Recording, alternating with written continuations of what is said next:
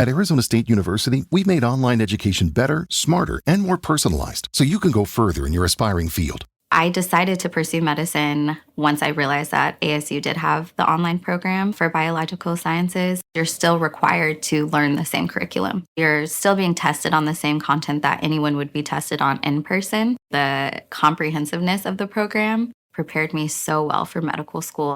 Explore over 350 plus programs at asuonline.asu.edu. You are now listening to the Someone's Favorite Productions podcast network.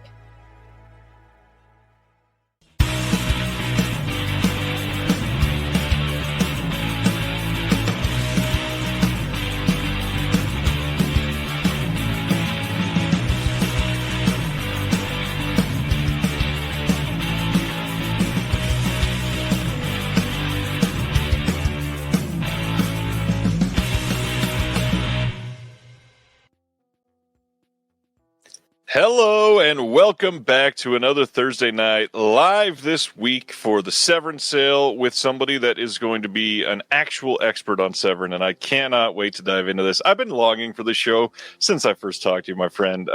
Tonight we have QC extraordinaire, Mr. Blake Monahan. Blake, thanks for showing up tonight. Thank you. I love that. QC extraordinaire. That sounds awesome. Well, when you sent me the resume, I was impressed that you actually put that on there. That's a pretty ballsy move. Yeah, you know. It's a good choice. So, first time on the show. How you been? Introduce yourself to the world. Tell them what do you want everybody to know about you? Well, I mean, I guess I've been started with physical media since I worked at Suncoast Video in the 90s. You know, of course, nice. I think a lot of people can relate to that. Or actually before that, probably working in mom and pop video rental stores. You know, I am older, 47. Probably older than a bunch of your audience. 47. You look about 32. I have mostly dogs and cats, you know, no children. So that helps. That's why you look so young. But yeah, you know, so working around videos always and having a desire to go to film school.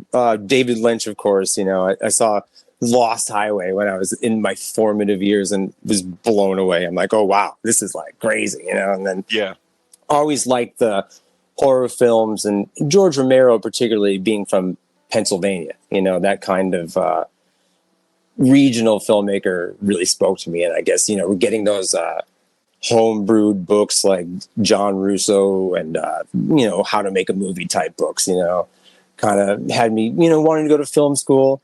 And I dabbled in that a little bit, but of course, you know, that's a tough realm. And then, you know, from there started working, doing, I guess the way to describe it in that time was, you know, selling movies at conventions, you know, like DVDRs, that kind of stuff, you know, and meeting people like Mike. License titles, those kind of things, yeah, you know. And this is the Wild West of the 90s, of course, so it's a different realm, you know. But quickly met people like Bill Lustig, Mike Vraney, that kind of set me on the right path. And one of the things that I really wanted to do, I was reading Bill Landis's book, Sleazoid Express at the time, and the vibe of the grindhouses, the 42nd Street experience kind of really made me want to like experience something like that, you know? So I started doing some revival screenings here at home, only because of meeting Mike from Something Weird, who had put me in touch with Eric Hayden at Hollywood Book and Poster. And they had like all kinds of stuff, H.G. Lewis and crazy reels and reels, you know. And this is before AGFA, when it was a little harder to track down all of that stuff, you know. Yeah. So we did a screening of Blood Feast, and then that's how I got hooked up with things with Bill Lustig. We did Zombie. We did a screening with Bill coming up to do Maniac Cop 1 and 2. And, you know, I was really enjoying doing the programming. That was awesome, you know, but it was tough to maintain, you know, around here. I live in Scranton, Pennsylvania. It's a small area, you know. It's not quite as now it's a little more thriving. People can do monthly events and things like that. But this was like 2002, 2003, around there, you know. A little harder to hype, a little harder to carry on a monthly audience, I felt like. And there was like really cool things going on, of course, like, you know, the Exhumed Films guys were not that far away doing stuff. So kind of from there, I went and worked at Troma, you know, and that was that was really where I cut my teeth. For sure. You are the second, I think, in the last week that I've talked to that has some sort of pretty major background in trauma. So what all did you do at trauma? Well, early on when I originally went to film school, I was trying to get a job as a production assistant on, I think at the time it would have been maybe Terror Firmer. It must have been around that time, but I just didn't think I could juggle both of them. I was going to New York Film Academy, which is just kind of like a really intensive program where you kind of have to, it wasn't like I had a lot of time to burn, Yeah. So it took me a few years, and it was only after doing the screenings and stuff. I kind of went to Lloyd with like a manila envelope full of like newspaper cuttings and flyers of things that I did, and like dumped them on his desk. I'm like, hey, like give me a job. And they kind of like blew me off, and I was like, whatever, and kind of like got on the bus to come back home, and Michael Hurst called me and he was like, why would you want this job? It's a terrible job. If we don't pay you anything, we're going to treat you like trash. Why would you want this? I'm like, I don't know, like give him all the reasons why I want it. And I don't know, we'll call you Monday. And, kind of went to go do that thing, and there I was doing public relations and acquisitions. So basically at that time at Troma, they still had the cool building on 9th Avenue, Hell's Kitchen there. It was awesome building. You probably before rent exploded. Oh, well, it was worth a lot then. There was a McDonald's downstairs. You know what I mean? It was like, the building, I think, was probably one of the best assets, And at that time, you had to figure, like, I was working with Troma Team Video. I was actually just watching, well, I don't want to get into that just yet, but, around 2003, when the DVD thing starts to, like, implode, you know what I mean? And that was kind of what was wild to me, getting back into physical media now, was a lot of the titles, the Troma pickup titles that were like nobody cared for are now hot sells. You know what I mean? And I love to see that shift in the market and people like, seeing that, like, 15 years, almost 20 years later, you're like, that is awesome. Like it's really cool to see things finally like reach their audience. Yeah, I mean, so many of these are getting definitive releases that back then we had people scoffing at, and now we're all like, fucking Mother's Day has this incredible 4K release. But like even then there were like really discerning fans that were like, you have to do it right. And back then I can't, there was a lot of scenarios where it wasn't done right because it was a DVD and there's like, whatever, you know what I mean? And I do see like the meticulous care that goes into it now, which is incredible to me, truly is film restoration being the forefront and the DVD sales almost being like after, you know what I mean? Like it's cool to see so much care put into things. Well, and funny enough, I don't know if you're ready for that stage, but you're one of the people putting in that care nowadays. Is that what came after about that part? Yeah, so I mean, I think kind of do you remember the film The Children? Of course, yeah. All right, so there was a DVD release of The Children that Troma put out that was largely maligned. Widely loathed, and we at Troma Team Video didn't really have a lot of input like as to how things went. But we sure did get a lot of hate mail. And at that time, like my inbox just like exploded with just like hate mail over the transfer of The Children. I couldn't particularly tell you what was wrong with it, but at that time it kind of I was like, okay, maybe I need to chill on this for a little bit. You know what I mean? And we left Troma Team Video, me and some of the other dudes, and went and tried to make our own movie. It was called Kickball, the movie. It was executive produced by Lloyd and Michael, but it didn't get finished. Then I went and worked on a movie that Paul Sorvino filmed up here, which also did not get finished, you know. So I started just kind of like collecting discs a little bit. And during the pandemic, it kind of, you know, just getting away from film and stuff, for a while, I was like, all right, well, kind of get away from discs and stuff for a while. But during the pandemic, I picked back up on discs and wanted to collect discs again. Like, I had picked up a few things, you know, some standouts like Liquid Sky from Vinegar Syndrome. I was like, you know, that kind of was the thing that brought me back in. But definitely during the pandemic started collecting again to the large degree, you know. It's a funny story how I get back into it, because around the time, do you remember the Nunsploitation box set that Severin put out? So they were rapid firing, putting out a bunch of stuff, you know.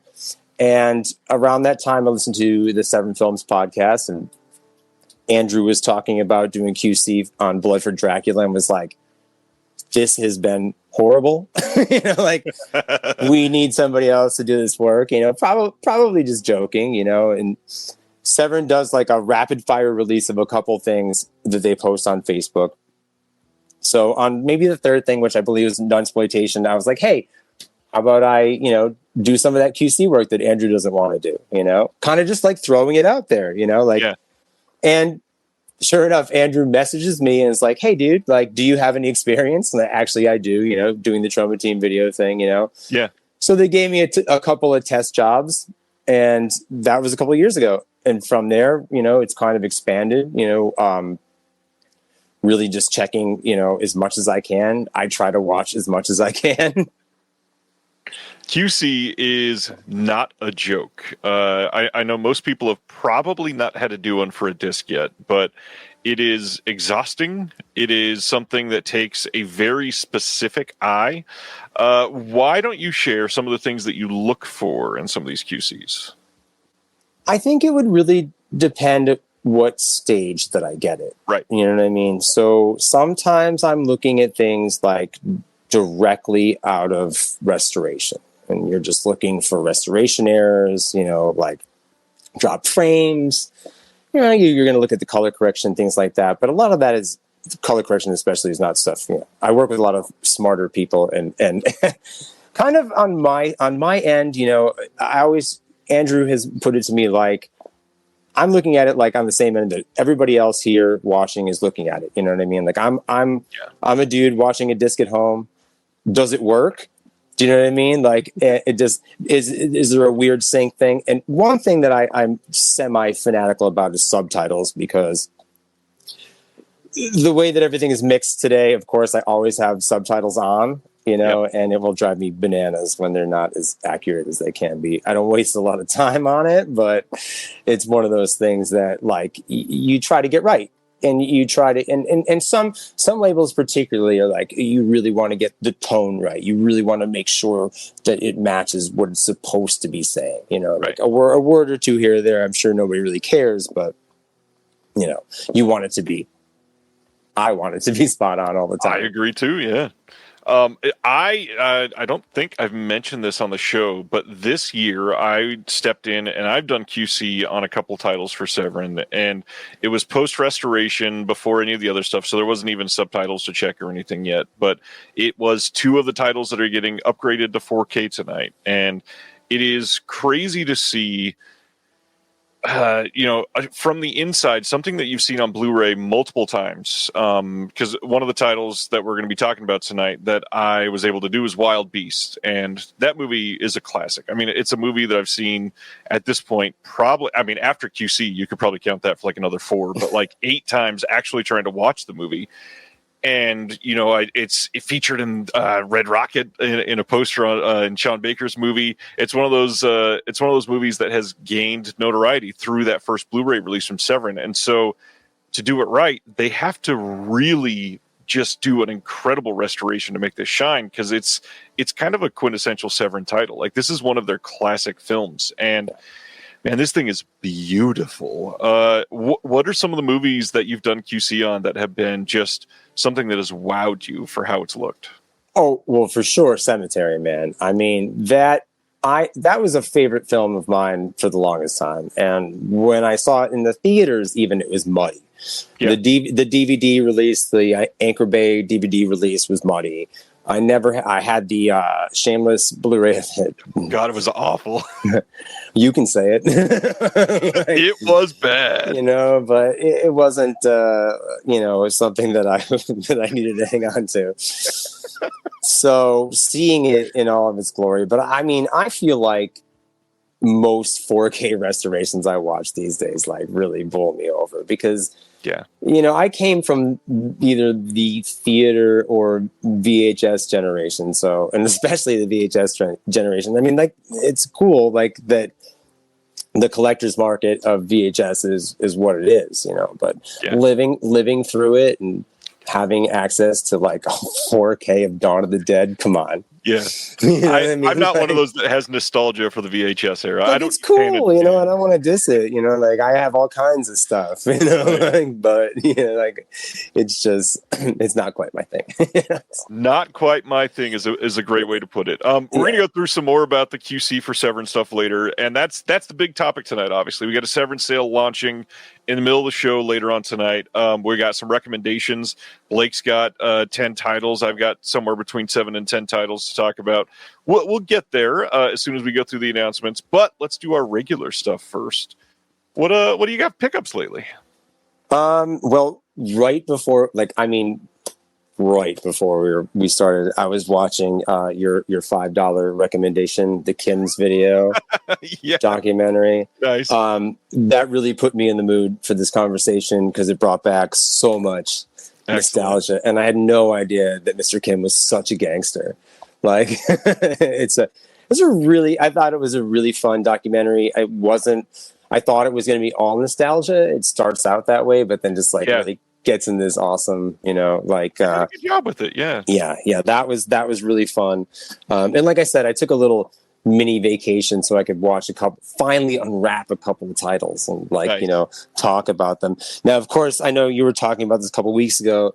The Quatermass experiment is just, oh my God. So I knew you were going to bring this up tonight. Dude. I just got this one in. Here's the second one. Oh no. These are incredible. Like, I mean, you've been sharing some pictures. How do you feel about these? What has been amazing? Like, it's one of those things where I look at it and I'm like, oh my God, like $80. All right. No, and then finally I'm like, all right, fine, paying for whatever. It's semi-painless. Then it shows up and you're like, oh my God, even just popping like the first disc in, there's like a million bonus features.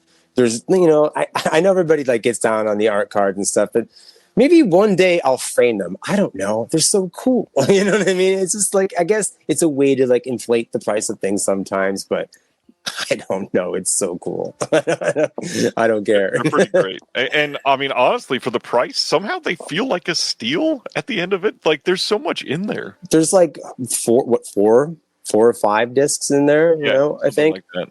And the restorations are beautiful. Like I did you finally get a chance to watch this one or the first one? The first one I have. I've at least scanned over the disc. I've seen Quatermass many times, so I'm not trying to pour through it again yet. Okay, so I had never seen it before.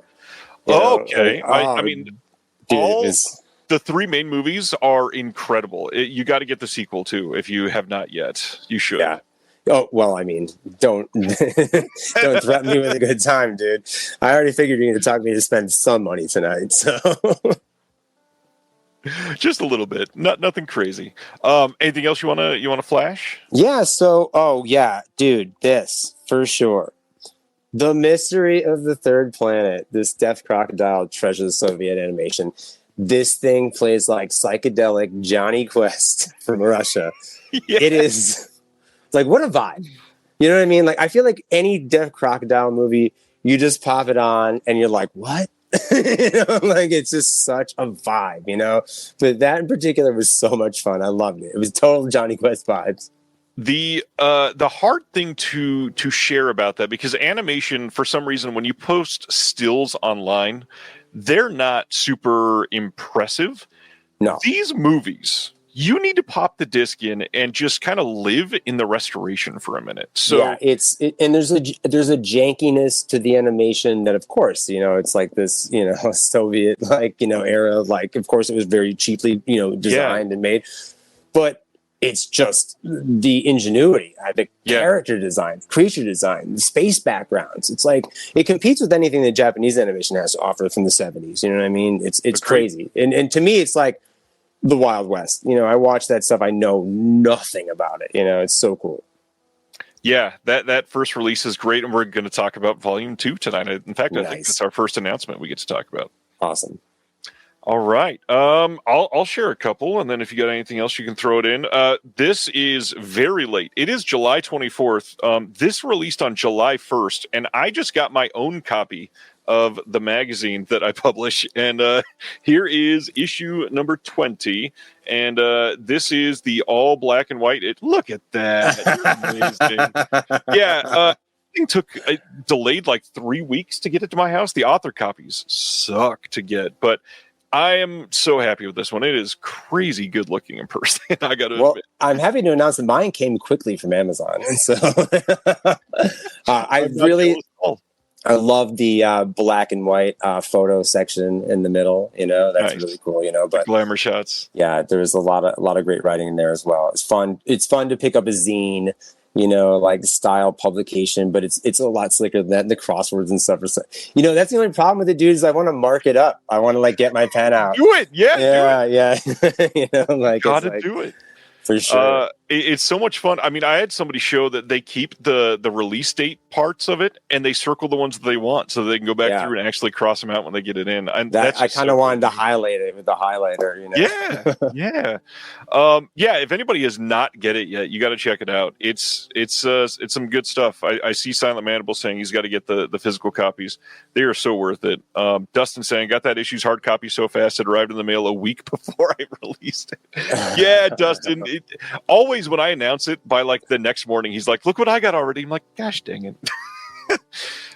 Next one, you talked about an OCN release. So here's one that I wanted to share. This is the Saturn's Core release of Twisted Issues that just came out. This is Charles Pinion SOV film that I am super stoked to get. Helped produce the commentary for this release and could not order this fast enough when it went up. Crazy, different type of glossy slipcover for Saturn's Core than they normally do. But in all reality, this is the poster that many people recognize. Just cool. Overloaded disc as usual. I mean, the back is literally all the way to the bottom of it, and I think there might even be one more thing that's not listed here because there's not enough space. But it is every time you get a release like that, I know that I got my money's worth, which I always appreciate. So that's been nice. I got one more sort of smaller release, but I did get one more that I wanted to pair with Quatermass 2 because I pre-ordered this months ago, and I think a warehouse change sort of spawned a delay. And finally, I got in this thing that is heavier than all shit, and that is Wake and Fright 4K from Umbrella. And it's look at that chunky boy. I love those translucent slips like that. That is such a nice look. That's really nice. Love this movie. I have not put the 4K in yet. I just watched this. I think it was in October, but man, really eager to watch this again. This is, if you've never seen Wake and Fright, it is one of the sweatiest movies you will ever see. It is a very hot type of movie, and so it's not really great to watch in July in the middle of a freaking heat wave in the Midwest. I'll probably watch this mid-November and be able to warm up a little bit around it. So you watch the cold movies in the summer and the hot movies in the winter? I'm a fat man. Yeah, it genuinely brings me a little bit of comfort. Yeah. Yeah, it's worth it for sure. I feel like I do the opposite because, we had a heat wave here, and I was watching Hills Have Eyes and stuff like that. Texas Chainsaw, getting sweaty. Hills Have Eyes is rough in the summer, and it doesn't matter if you watch the original or the remake. Both of them are we're just gonna suck the soul out of you. Yeah, I was actually pricing out the. I have only seen the first of the Wrong Turn films. Maybe your watchers can tell me if the rest of them are worth watching, because around that time I was like, oh, maybe I should check those out too. But I was like, there's 8 of them or something. I don't think I've seen any of the Wrong. Oh, the first one is, you got the killer hillbilly scenario. Yeah. You can't go wrong with that. It's always plausible. I need to for sure.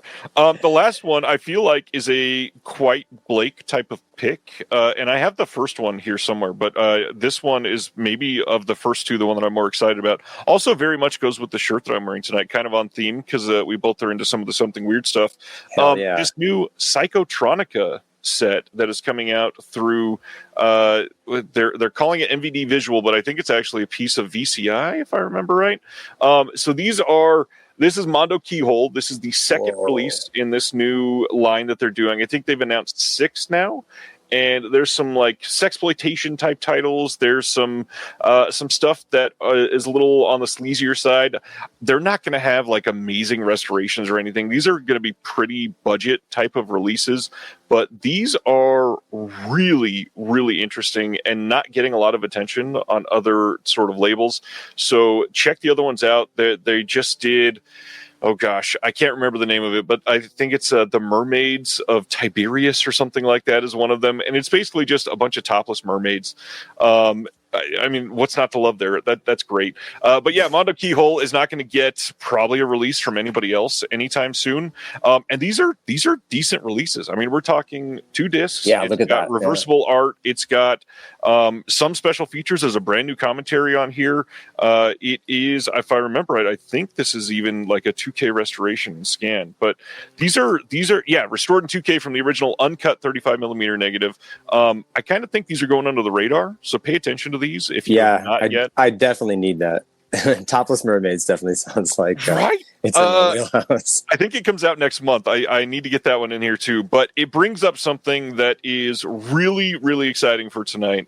If you are paying attention to the announcements right before we went live tonight, I shared a video across all of my social media for a new podcast joining the Someone's Favorite Productions network. And now I want to share that video with all of you before we go into the announcements. Let me bring it up here. Hello, filthy movie lovers. My name is Gentry Austin. And I'm Casey Scott. And we're the hosts of the Sin Syndicate, film podcast for something weirdos, anti-criterion bros, and Joseph Sarno aficionados. Join us semi-weekly as we peer into the adults-only theaters and sticky-floored cinemas of the golden age of sexploitation, when the morals were loose, the laws were murky, and the intercourse was all simulated. Find us now on the Someone's Favorite Productions podcast network.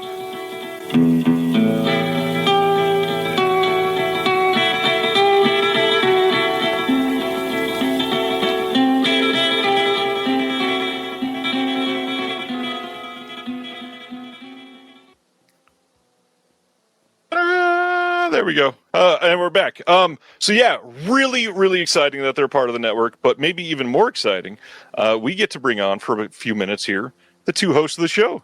Here's Gentry Austin and Casey Scott. Welcome, gentlemen.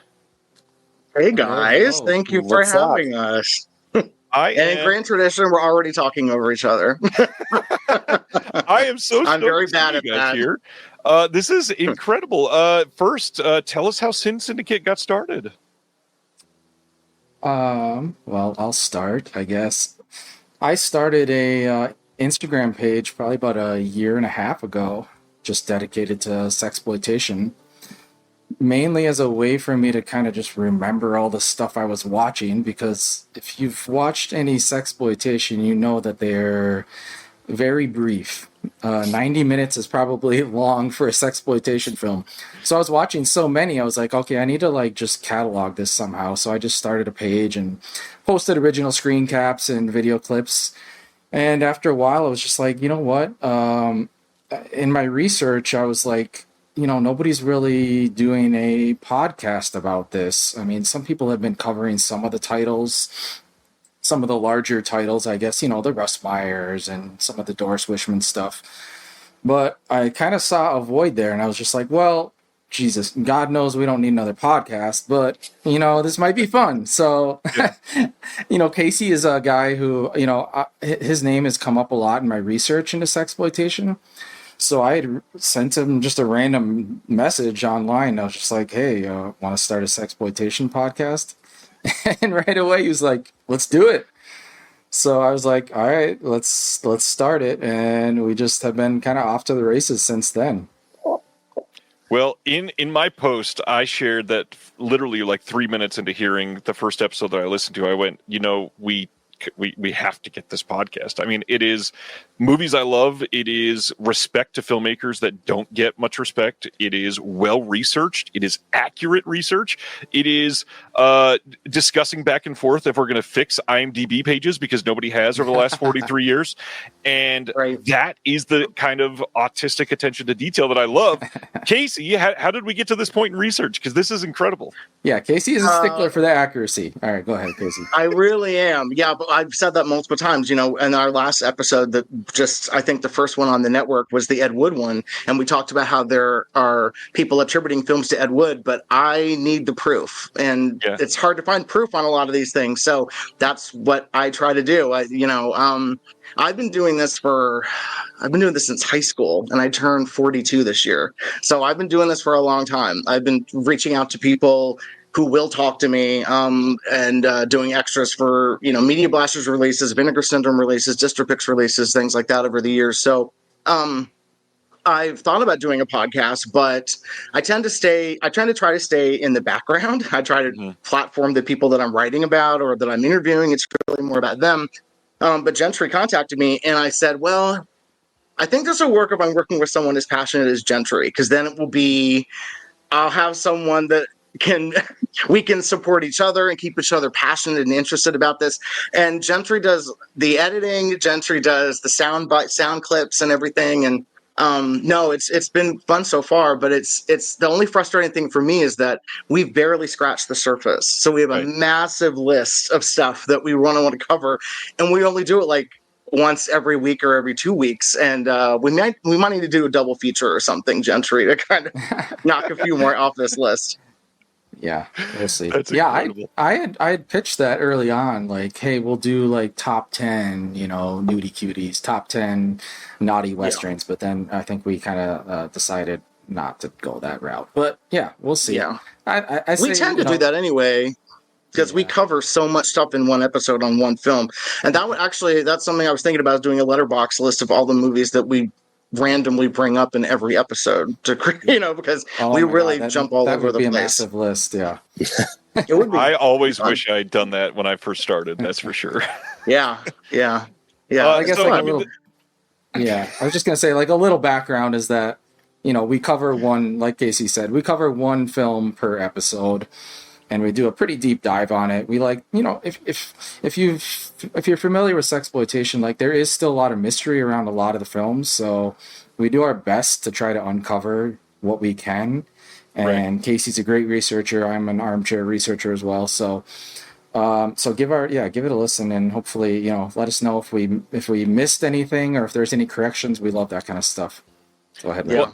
And the kind of titles you guys are covering. I mean, you mentioned Ed Wood. You've talked about these sexy nudie westerns. You've talked about these random ass sexploitation films that so many people have just never heard of. Something weird gets brought up pretty much every 12 seconds. And Blake, who is the guest tonight, loves something weird as well. Blake, I love something weird. Yes, what did you just do at Mahoning, like just a couple weeks ago, right? Man, it was so I only live seriously under an hour away from there, but my schedule and everything, I just have not gotten a chance to go out there. But as soon as I saw there was a something weird event, we had to go. We had 100% go.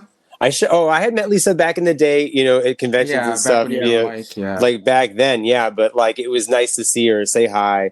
Of course, seeing that stuff though, like on the drive-in screen and the little intermission stuff, like everything. Yeah, I was so jealous. It was 4th of July. It was like the best 4th of July I ever had, it was really fun. And Mahoning was just such a good vibe. Yeah, very good vibe. Yeah. They did a Something Weird series in Anthology Film Archives here in New York a couple of years ago, and it was with Mike, or I think it was after Mike had passed, unfortunately. But Lisa was involved, and they sent actual prints, and they had a print they had 2 prints that actually broke while they were testing them on the projectors. But they actually sent the one print they had of the pickup with the burnt-in Danish subtitles. The one print they sent to actually project on. That is amazing. And then one of the only 2 prints of Smell of Honey they sent. And I think Frank Heinelader sat behind me, and we both kept whispering to each other, "Oh my God, this is so cool. I can't believe we're getting to see this." It was like it was a really otherworldly experience. So anyone once in a lifetime see any of those, you got to take it if they ever show anywhere near you. Like an hour is a fair. Yeah, I mean, in New York is like Scranton and New York are very close to each other. So we were supposed to come out for Tribeca Film Festival this year to see the Milligan stuff, but just things didn't work out for us. So yeah. Speaking of that, I was about to say it's Severin night. Casey, you just went on a long discussion on the Milligan stuff. Can you share some fun experiences from that night? That was one that I unfortunately was not able to make. Alex, our kind of unofficial third co-host, Alex DeSanto, was able to go. That's right. And he is kind of like a celebrity in the Milligan world. So he went to like a special pre-screening thing with all these Milligan actors and with Jimmy McDonough. So, I mean, he didn't really go into that much detail about what that night was, but I think we could have done a whole episode about that event because he was just over the moon with that experience. But I'm excited to see those when they come out. Oh man, hell yeah! Like absolutely, it sounded incredible. Yeah. And Alex will be on the documentary. If you pick, it hasn't been announced yet, but I'm assuming Severin's going to be putting out that Degenerate documentary. So keep an eye out for Alex. He'll be the guy with like the great hair. You'll know him when you see him. Yeah, the only one in the documentary. Yes.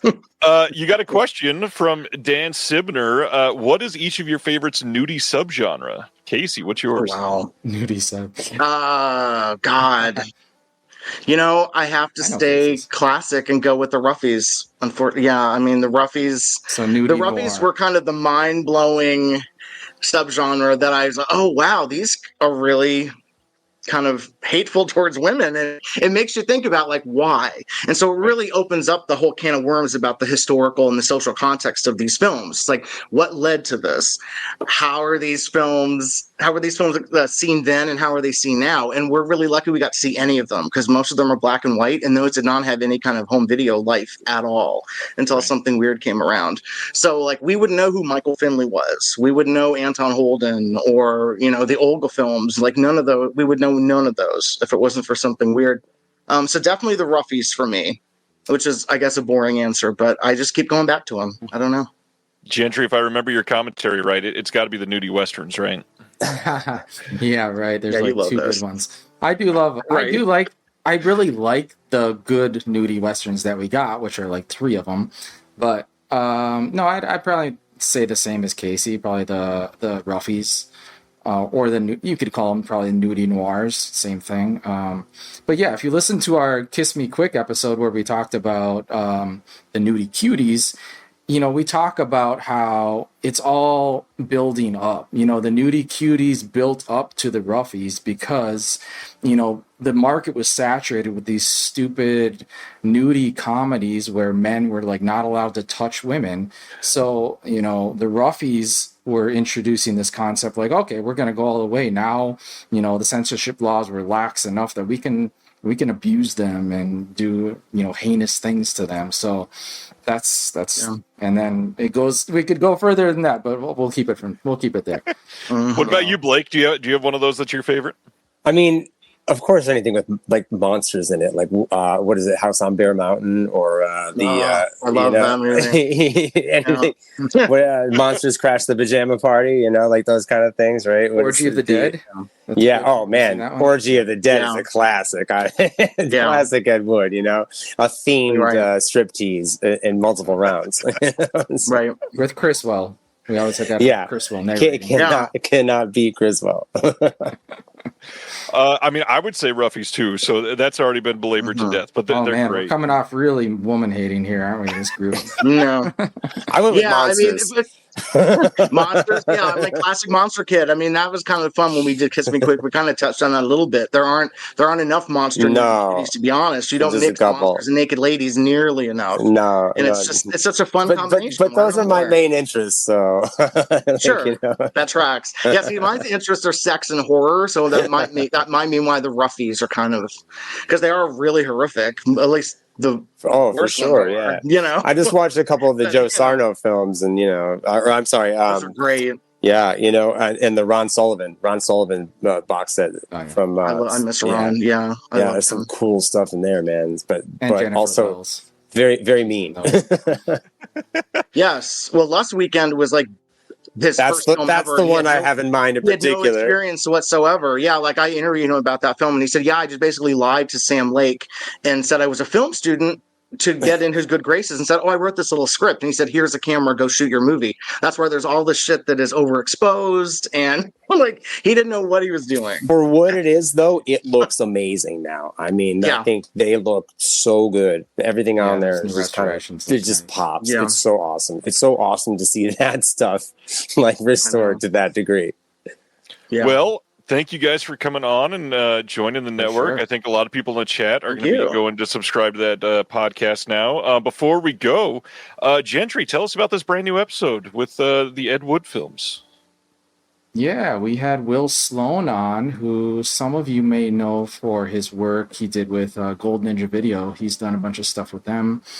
But he's got a new book out about Ed Wood. It's like a critical analysis, and I reached out to him to talk about a film that nobody wants to talk about, which is The Sinister Urge. It's Ed Wood's pretty much his last mainstream movie before he couldn't get a job and just started writing smutty novels, and he wrote Orgy of the Dead somewhere in the middle there. But yeah, we talked to Will about Sinister Urge and kind of how it, where it is in the Ed Wood canon. And going back to the Roughie, we talk about how it's kind of one of the first Roughies, maybe the first or second one. But you'll have to listen to the episode to learn more about that. Cannot wait. Casey, Gentry, thanks for doing this. Everybody, please go subscribe. The links are out there. Anywhere that you get your podcast from, you can get the Sin Syndicate. You guys are incredible, genuinely. The amount of work that goes into each episode should be applauded. And I know that from experience, podcasting is rather insular, and I'm sure you don't get that feedback a lot. So thank you for what you do, because it's incredible work. Yeah, thank you. I appreciate that. All right, guys. We'll talk to you again soon. Thanks for hanging out. Thank you for having us. Glad to be part of the network. Have a good night. See you guys. You too. Thanks. All right. I mean, thanks for putting up with that, Blake. No, that was awesome. That was awesome. I checked out the podcast the other day when you told me that they were going to be on, and it's awesome. It's very much something that I will find myself listening to all the time. So nice, very cool. Nice. Recent watches. Is there anything else that wasn't in your pickups that you wanted to highlight before we go into this? Or did you have more pickups? I don't remember. I do. Oh, I do have some more pickups. Of course, I did get from the Criterion sale. I got Thief. It took forever to get here. I don't know what was going on with Amazon with that one, but it was a nice price, so I had to get it. Nice. That was an essential. I did get, of course, after going to the drive-in event at Mahoning, the Something Weird. I had to get the Teenage Gang Debs. Nice. Right. Yeah, that was another one, and. Definitely a big shout out to I got my copy of Breaking Glass. I loved this movie. Earlier when we talked about the QC, of course, I did not mention I have pretty much worked on every Fun City release since Party Girl. And so this one was really fun. And I found myself listening to Hazel O'Connor for weeks afterwards, very, very cool movie. I don't have that yet. You didn't get it? Oh, dude. I wanted to pre-order it with Fabulous Stains, and I was like, You're going to put this up soon, right? And now it's been 6 weeks since we found out about it. I'm like, come on, Hertzberg, get it out there. But yeah, I'll pick it up eventually because I've never seen that one. But I love Fabulous Stains, so I was really hoping to give it both. Yeah, it was a cool, also kind of simultaneously almost, I had worked on, for Kino, the Blur documentary and the live performance, and I never knew that Phil Daniels, is that his name? The actor, Yeah, he's the guy that does the Park Life, pretty much spoken word for the Blur song. He's from Quadrophenia. He's also in Breaking Glass, so it's kind of neat little. I know that guy. You know what I mean? Like, so it was cool, very cool. Nice. Any other recent watches? We went to go see Spinal Tap in the theater the other day, which included a little bit of the new film, which was very enticing. I think the trailer just dropped like right when we went live because they're doing this San Diego Comic-Con event thing right now too. So we'll have to see that soon. I'm kind of worried because they're all quite old and it's been a long time. the little clip that they played at the end of the movie very much referenced that in a very hilarious way. So I'm hoping that's like the joke that they go with, kind of, you know what I mean? So it seemed, we'll see. I don't, I'm not a huge comedy guy, so I don't really watch a ton of comedy films. Yeah, it's I was going to say 2025, but like modern times right now is kind of rough for comedy. I'm very curious to see how this whole Naked Gun reboot / remake goes over with people, because great comedies are kind of hard to come by right now. Yeah, it's a tough subject, and it's probably not my best subject because I've never been like, I have a few, of course, you know what I mean, that I really enjoy, but it's just, definitely. It's easy to have a nostalgic filter on comedies from when you were younger and be like, what I always ask myself, like, is it that? Am I just getting older and the humor is not the same for me, you know what I mean? And a lot of the stuff that's coming out now, and that's probably why I don't enjoy it, or is it just not funny, Right. So yeah, I mean, it's a different time, and I mean, that's a good question. You mentioned going to the theater for Spinal Tap. Are you seeing many modern movies? Probably not. I feel like a lot of my time is tied up in QC, to be honest with you. I'm not surprised. Like, I work another job too. I work 3 days a week, and pretty much the rest of it, like, if I get out, it's normally I don't even remember what the last new thing that we saw was, to be honest with you. It takes a bit to get me to go to the theater also. I'm not into, like, I might see Superman because it seems, fun. And James Gunn, so that's an interesting story. When I worked at Troma, James had the job that I had, maybe 2 people ahead of me. So he was kind of in the slither stage of his career then, and was always like very cool when I had to like message him and ask him questions. It's just some, low level Troma idiot, you know what I mean? Yeah. And, when he had his like bigger films come out, in the Guardians and stuff like that, I remember sending him messages and he was always like very cool about it, you know what I mean? So seeing also how hard the movie got trolled on, I would probably want to go see it just for moral reasons, but I enjoy a popcorn movie, and if I don't see it in the theater, my likelihood of seeing it is like 0, Right. So I really would have to, and I'm not a snob about it or anything like that. It's just, it's kind of like, I just don't, that's not quite the vibe, I look for. Also, my gripe, I know you've seen me complain about this on my personal Facebook, everything is 3 hours long. Yeah. Right. I don't need another 3-hour like comic book movie, man. Give me like, I watch all these exploitation movies. They're 70 minutes. I love it. It's like, give me a tight 80. Let's go. Yeah, I mean, to get into what I watched this week, speaking of modern movies, we're at the stage where I'm trying to escape my kids quite a bit. So we somehow talked my mom into watching our kids every Saturday for us to go to the theater. So at this point, I'm watching movies that I could not possibly care less about, but I get to stay out and in a movie theater. So I'm basically in heaven, even though the movies aren't great. But I always enjoy the experience of going. It's such a great time. Yeah, always. Yeah. So this last weekend, I was kind of worried because things did not look amazing in the trailers. But first film, we went and saw Eddington. This is a rough one to set your palate for the night. The next Ari Aster film, I thought it was quite well made. It was really well shot. They really captured New Mexico beautifully.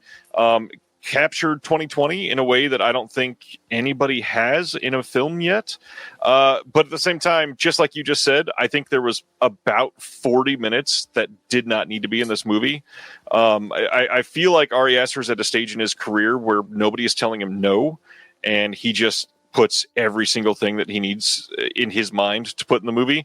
And the story is great. And I liked the movie. I'm not saying that I didn't, but it definitely had a lot of stuff that just plain did not need to be in the movie. The second act specifically was long and drawn out. That's definitely, obviously a result of like the limitations previously of film stock and the raw materials and things, not having to deal with that has opened up a whole new world of wank, cinematic wank, and I don't know, man, like sometimes, and I like a ton, like I love On the Silver Globe, you know what I mean? That movie's like 3 hours long and has big sections that are just spoken word, but it's awesome. You know what I mean? Movies that need to be long, like they need to be long. And I could, that's a whole argument. This will set off a whole entire argument. What needs to be long? Well, you want to trim a good 20 minutes out of The Godfather, like, I don't know, but that's really funny. So last week and the other two, real quick, I'm going to breeze by the second one because God, this movie is not easy to talk about. I know what you did last summer, the reboot / remake. This is a terrible movie. It's awfully written. That being said, it was entertaining. Like it was a fun watch, but in no way is it a good movie. Like they spoiled the movie spoiled itself like 20 minutes into it, and I'm just lost at that stage. But the last one is really the one that I want to spend a moment on because I don't think hardly anybody's going to see this movie, let alone in the theater. I bet this is going to get very little play. But somehow AMC here was showing a film with one of the worst titles I've ever heard called Don't Let's Go to the Dogs Tonight. Did AI write that? Don't Let's Go to the Dogs Tonight. This is a movie about a family of European descent that is living in Africa in 1980 during one of the war times that is happening around there. And there is a period of political tension where they're leading up to a general election. And essentially, if one candidate wins, the idea of democracy feels like it's going to win. And if the other candidate wins, like the nation of Africa that is sort of independent away from the Europeans that are there they're feeling more confident that they're going to fare better. But it's very much a rising tension film, all leading up to this political moment. But what makes this interesting is this is a movie that is made from the point of view of an 8-year-old. Whoa. So there is a young daughter named Bobo in this film that we are watching the entire time. And so there are certain things that happen that you're only catching glimpses of them because you're the 8-year-old watching this. And so there's things like the parents go into the room and they shut the door and she says, "Oh, I know what they're doing in there," because the door is shut and locked. And then there's like a brief pause and she says, "Yeah, they're moving furniture and sometimes naked." And it's just like, it's an 8-year-old. So obviously we know what they're doing. Right. The 8-year-old has no clue. And it's just a hilarious setup for that. But the interesting part is for those that loved the movie Matilda when you were younger, this was directed and starring Miss Honey from Matilda. I had no idea it was her until it started. Good movie. I gave it a solid 3.5 stars. It was worth the time. It wasn't super long. It was a good film. Good time. Now, how does your personal rating scale work? Let me ask you. And also, hold on one second. My diabetic dog is eating cat food. Oliver, get over here. I told you. Wild beast. This was so interesting. It's the First off, diabetic dog eating cat food named Oliver. That was perfection. He's named Oliver Reed. He's named after, the famed actor. Probably why he is now diabetic is that he always had an affinity for beer.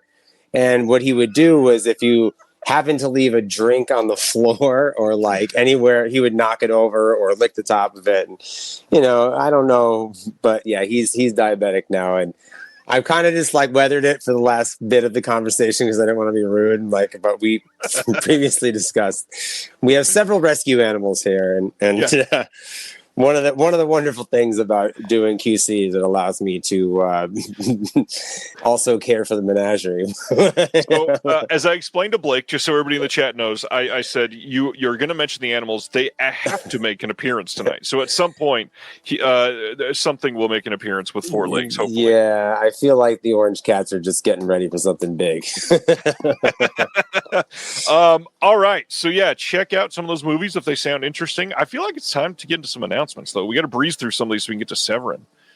Let us do it. So first up tonight is, I actually like that a little bit better. Deaf Crocodile announced their title that is up for pre-order now. This is the Treasures of Soviet Animation Volume 2. This has in it the Snow Queen, the Scarlet Flower, and the Key from 1957, 1952, and 1961. Now, the interesting thing about this that is a little abnormal from Deaf Crocodile stuff, usually they put something up for pre-order and it's going to be out the end of the following month. There was a restoration backup, and Craig has been working like crazy. And so sadly, this is going to be coming out the next month. This will be out in September, not August. But on the bright side, you get two really great titles in September. We're going to announce the next one in August. Another incredible movie. I hope you guys check out both of them. But this is a big deal. Specifically, the Snow Queen is one that people have been wanting a great restoration for ages. We have lots of examples of Miyazaki praising the Snow Queen, saying this is his favorite film, and without it, Studio Ghibli would not exist. So that's a pretty big deal. That's cool, man. How many volumes of these have they said? Yes. In the podcast episode that we just released last week, they say there are currently 6 volumes of Treasures of Soviet Animation planned, at least.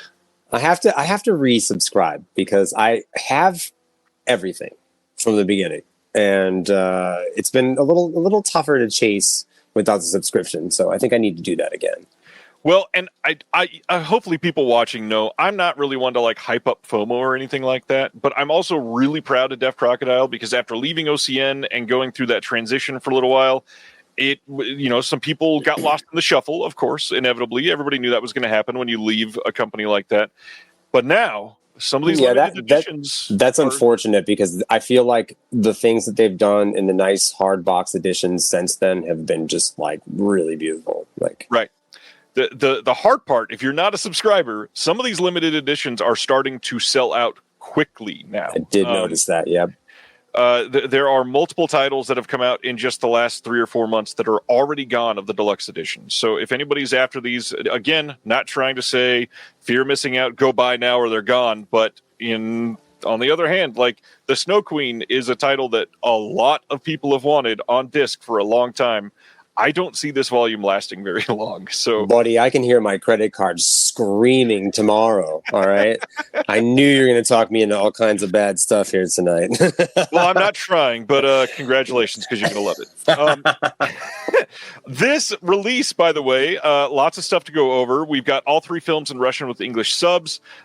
We have a new visual essay by Evan Chester on here, new visual essay by John Adkins of Animation Obsessive, new commentary tracks by Rolf Giesen on this, new artwork on the standard edition by Beth Morris, who does great stuff. I love the circles that we're doing on the animation sets for the Soviet stuff. It's such a beautiful way to separate the 3 titles in there. Yeah, I listened to your interview with her the other day, and I think that her work on this stuff has been just awesome. Just awesome. Yeah. And then the deluxe edition, this is Haley Buck. She is doing the art for all of the hard boxes in this set for at least, we've got 6 so far. And more potentially, theoretically. So that's crazy. And then, of course, you get a 60-page illustrated book with it. You've got another essay by Rolf Giesen, and then, of course, an essay by Walt Cha, who does something for all of the books. Incredible release. Check it out now if you are into it. Nice. First Severin title of the night. So a 4K release of Kill List from 2011 is on the dock. This is the first 4K release of this title anywhere in the world. Over 6 hours of special features. You get a commentary with Ben Wheatley and Mike Hewitt on this, archival commentary with Ben and Amy Jump, another archival commentary with some of the actors. You've got interviews that are coming on this. You've got archival making ofs, all kinds of stuff. Kill List. I love this movie. I think this is one of the better folk horror movies of the last 20 years because, a lot of people are going to say that they dropped off at that point. But this, I think, is like top tier of that group. I'm sure you've seen this one here. And did you QC this title? For sure did, yeah. I think the only one out of this batch that I didn't do in some form or another was the Linda Blair film for the summer sale, I should say. But this film in particular, I had not seen before. And so when I get a title, I just download it, get ready to work on it. If I've never heard of it, I don't look it up. I don't want to know anything about it. I mean, that's kind of how I treat my film watching in general. I try not to watch trailers if I don't have to and things like that, So you can imagine that this one was a what the hell, And I feel like, of course, the less said about it, the better. But, Ben Wheatley, awesome. So cool. The supplements, I feel like, really give you a feeling for the friendship between the two lead actors, and it gives you a better appreciation for the performance and the whole thing. It just gives it depth. You know what I mean? Yeah. But what an awesome movie. Yeah. It's if you haven't seen it, just don't know anything about it. Yeah. Don't watch a trailer. Don't read anything. Please don't go check reviews. Cause one of the worst things that you could do is hurt the feeling that this movie is going to give you. Cause you will feel quite a lot. This movie's amazing. It definitely had me guessing up until the last act. That's for sure. Nice. All right. Next up, Kino Lorber, September 23rd, as part of their Kino Cult line. They're putting out Dan Curtis's Late Night Mysteries from 1974. These are some made-for-TV. I think they're just called made-for-TV movies in this. I believe it's like 3 or 4 of them. Nightmare at 43 Hillcrest is getting a commentary by Amanda Reyes and Heidi Honeycutt. I think Amanda said that at least one of these other ones has a commentary, and Kino, for some reason, did not list it in the announcement, but I believe it's there. This looks like a must for me. I love Amanda Reyes being on these releases. She's obviously the authority on the made-for-TV stuff. Is this something you're going to check out there, Blake? Oh yeah, for sure. I love Dan Curtis, of course. Dark Shadows is a big influence when I was young. When I was a wee lad and we had 4 channels, PBS had Doctor Who and Dark Shadows all the time. So yeah, and I love the 70s and 80s television movie vibe. Kino previously put out the classic Ghosts or something like that. Yep. That set also, they're just like, these are mood pieces, vibes, you can just kind of hang out and they're creepy, maybe not a ton of action, if you're used to like the Italian Gutbusters or something like that, but all vibe pieces, always worth watching. And then the other thing is these are like genuine rescues. It's kind of amazing that the made-for-TV stuff is actually being put on disc because for years we didn't think a lot of these were ever going to happen. Yeah, for sure. Things even like, what was it? The one with the little goblin guys in the basement. Don't look in the basement or something like that. Right? Is that? Yeah. Please write all of the copy for every release ever because that was amazing. Kim Darby and the little guys in the basement. Yeah. Green light. It's a go picture. Yes. Next up, very different vibe from made-for-TV movies. September 9th, Vertical Entertainment putting out Liam Neeson in Ice Road Vengeance, which is a sequel. I don't even remember. Maybe the first one was just called Ice Road. Probably not. This guy is just kind of doing his thing.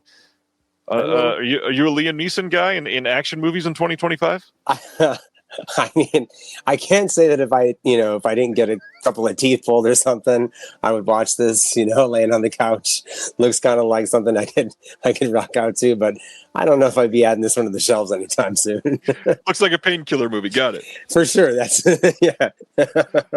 On 4K, Kino Now the Lorber boss. is releasing Stone Cold with Brian Bosworth.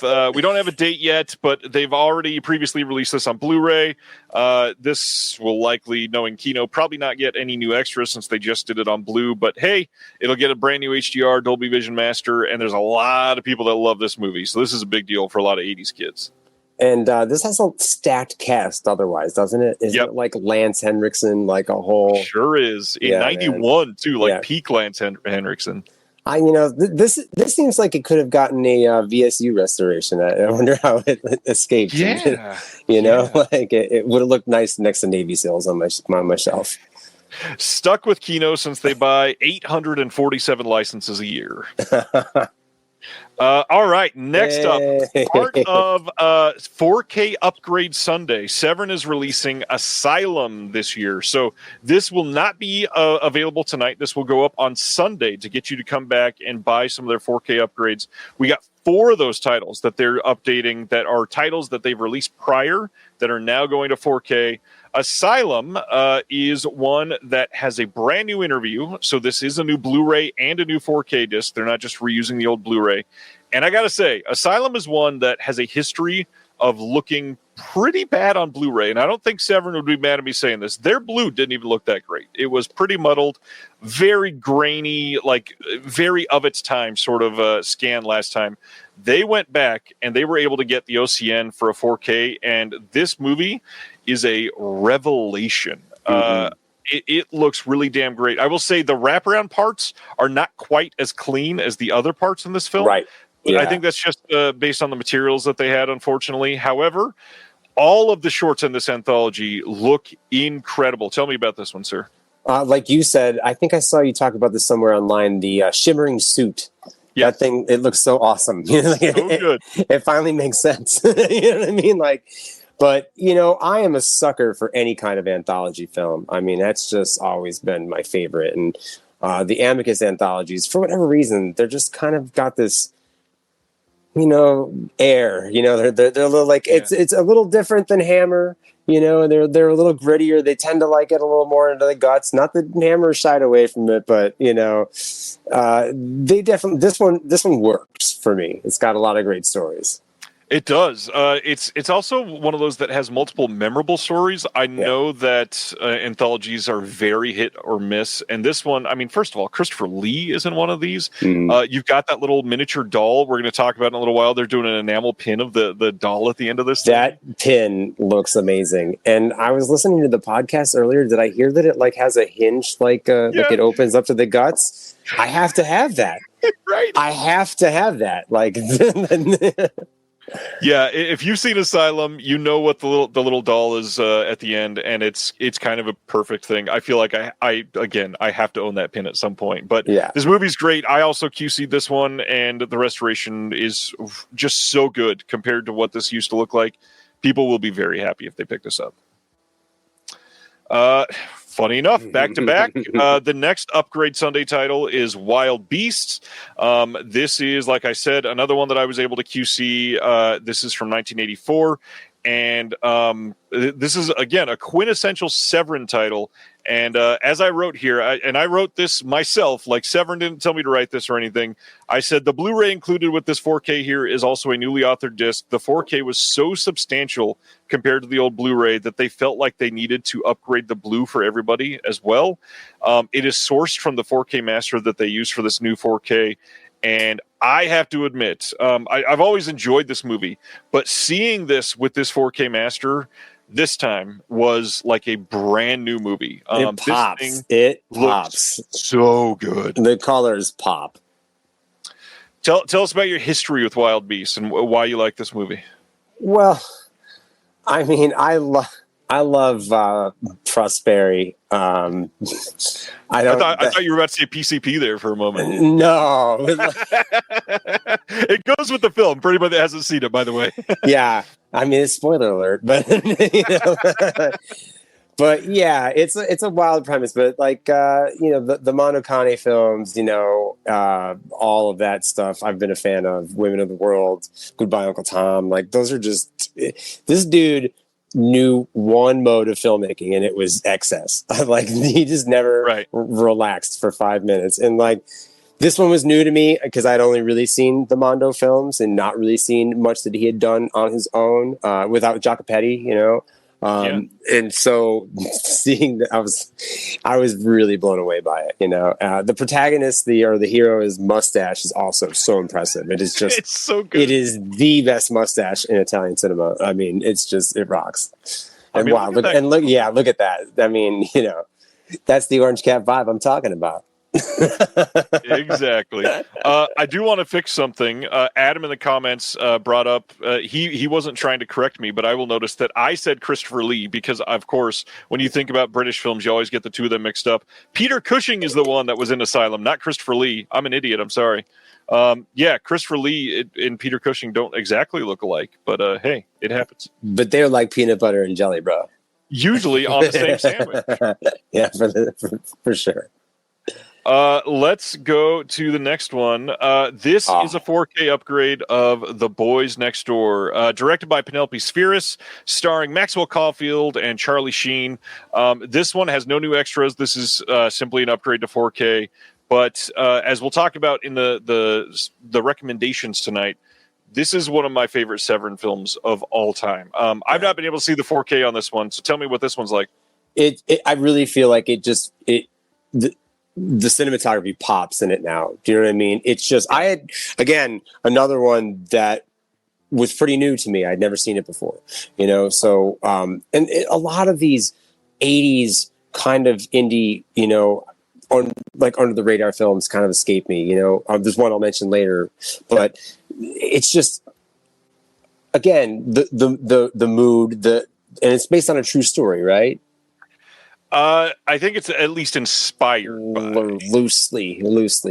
Yeah. Yeah. No, it's a great movie. It's just, and kind of fits into that, like, At Close Range and the other film I will mention later, I kind of see them all in that same subgenre of gritty 80s, like coming of age movies in a way, you know what I mean? Yeah, it is very hard to explain because this movie starts with one vibe and very quickly gets to a very dark vibe. Yeah. But very worth a watch. Incredible performances from both of the two leads. Very akin to Henry, Portrait of a Serial Killer, but far less nihilistic in a weird way, because it's still very nihilistic, just somehow far less nihilistic. It's got the 80s gloss. I feel like, Henry had no gloss. Henry was gritty as all hell, you know what I mean? But you still got, has some gloss, which keeps it slightly elevated above the muck. Yeah, I agree. Dustin had asked a question about Wild Beast. Is there real animal violence in this? And I tried to respond, and YouTube did not want to display the comment, so I will display this one. Dustin, yes, there is some animal violence in Wild Beast that happens, and also some rats were literally burned in the film, and that was not special effects. So I will warn about that for sure. But I think that was the only animal torture by humans. Yeah, I mean, there's the scene early on where they're drugging the tiger is dubious because they're really drugging the tiger. Do you know what I mean? But it is a product of its time. Very much. And if that is something that makes you uncomfortable, by all means, I would avoid it. You know what I mean? Yeah. It's not. I feel like anytime an animal comes on screen at all, despite the level of production, even a Hollywood film, I'm like, oh boy, this is a plot point, especially in horror films. You know what I mean? As an animal lover, I leave. Let's not let's not include that at all. And it is something to reconcile for sure. And if there would be one of the, if I had to say that there, and this is a planned response, I guess, in that if there was one thing that was hard to do when you QC, it is films with animal violence, because having to watch that repeatedly is not fun, but yeah. And like Brendan is saying here, I wasn't trying to downplay the word some. Yeah, hundreds of rats are burned in this movie in one scene. Yeah, for sure. It's not. It's not a shocking scene.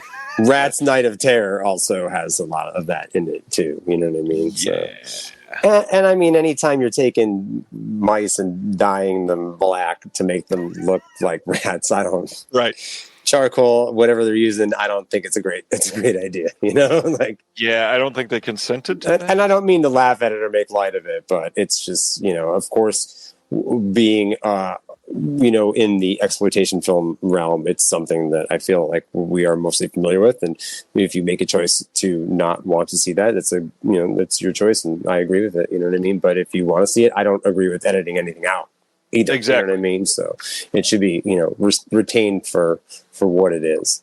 That's why I love when companies give us the option. Put both on there.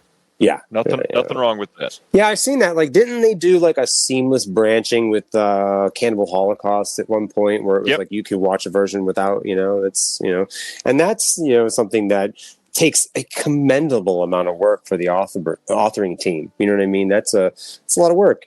Yeah. And it's I appreciate that. It's cool.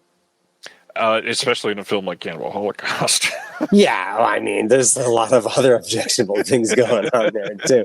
It isn't exactly the Sound of Music otherwise, you know what I mean? But like, it reminds me of Steven from Unearthed Films was asked if they were going to do an animal cruelty free version of Calamity of Snakes, and he said we considered it, and then we realized the movie was going to be 12 minutes long. That's like when you watch like Hot and Saucy Pizza Girls on YouTube and they cut out all the saucy parts. You know what I mean? So like it's like literally just pizza. It's like 20 minutes.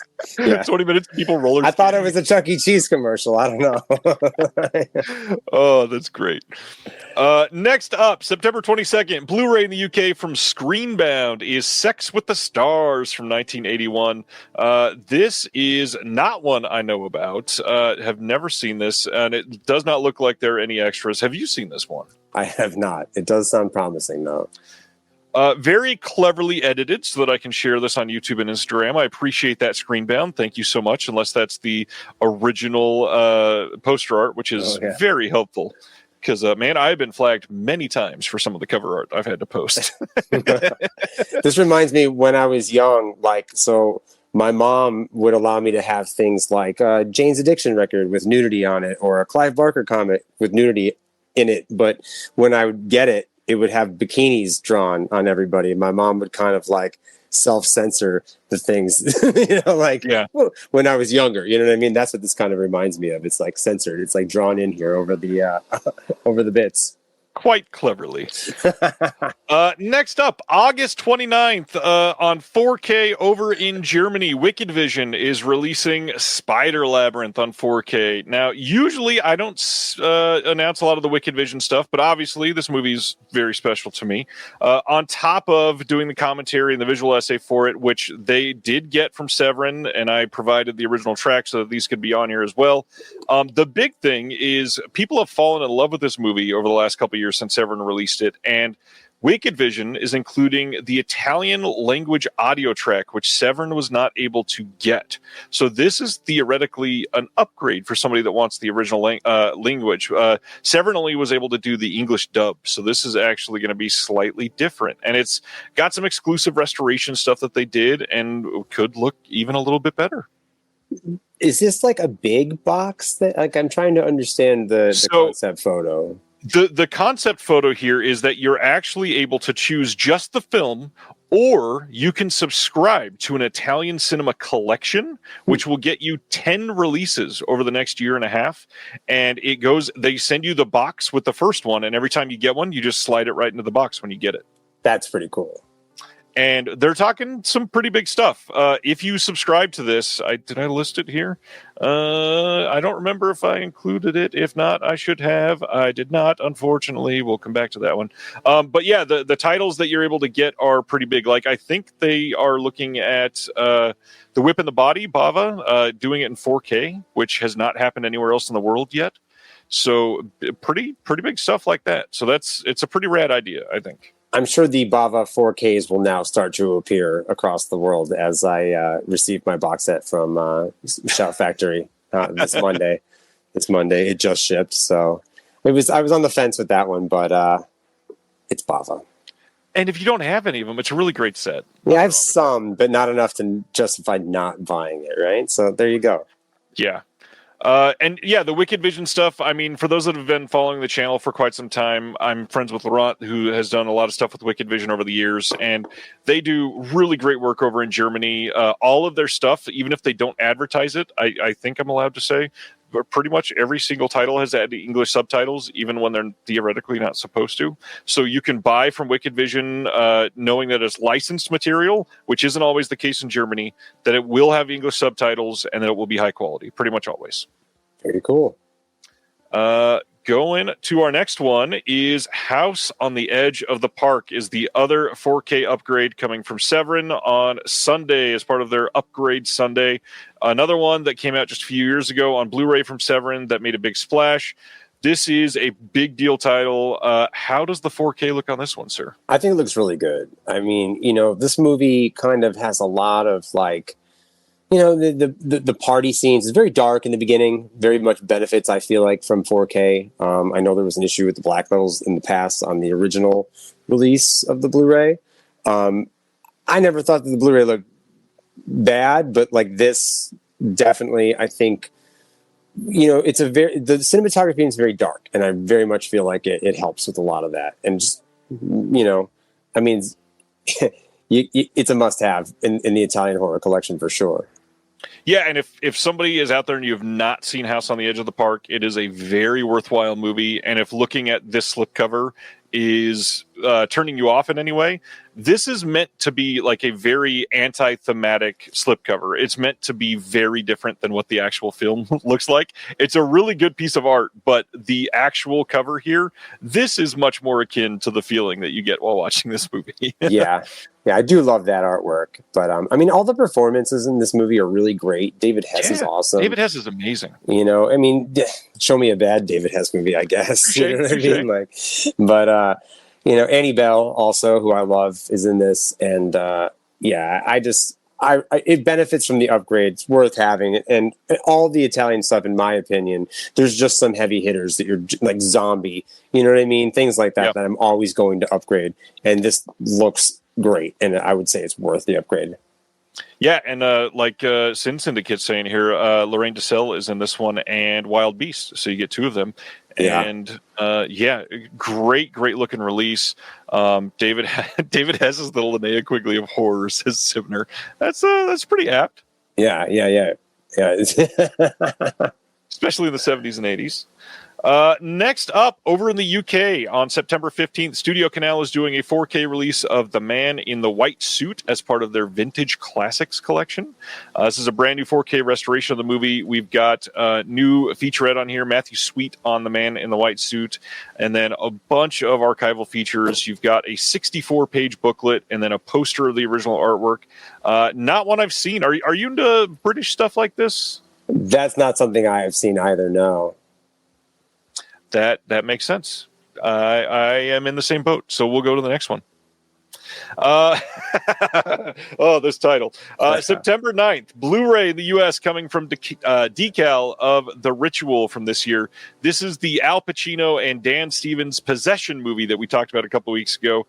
I still can't believe that they got Al Pacino to do a Possession movie in 2025.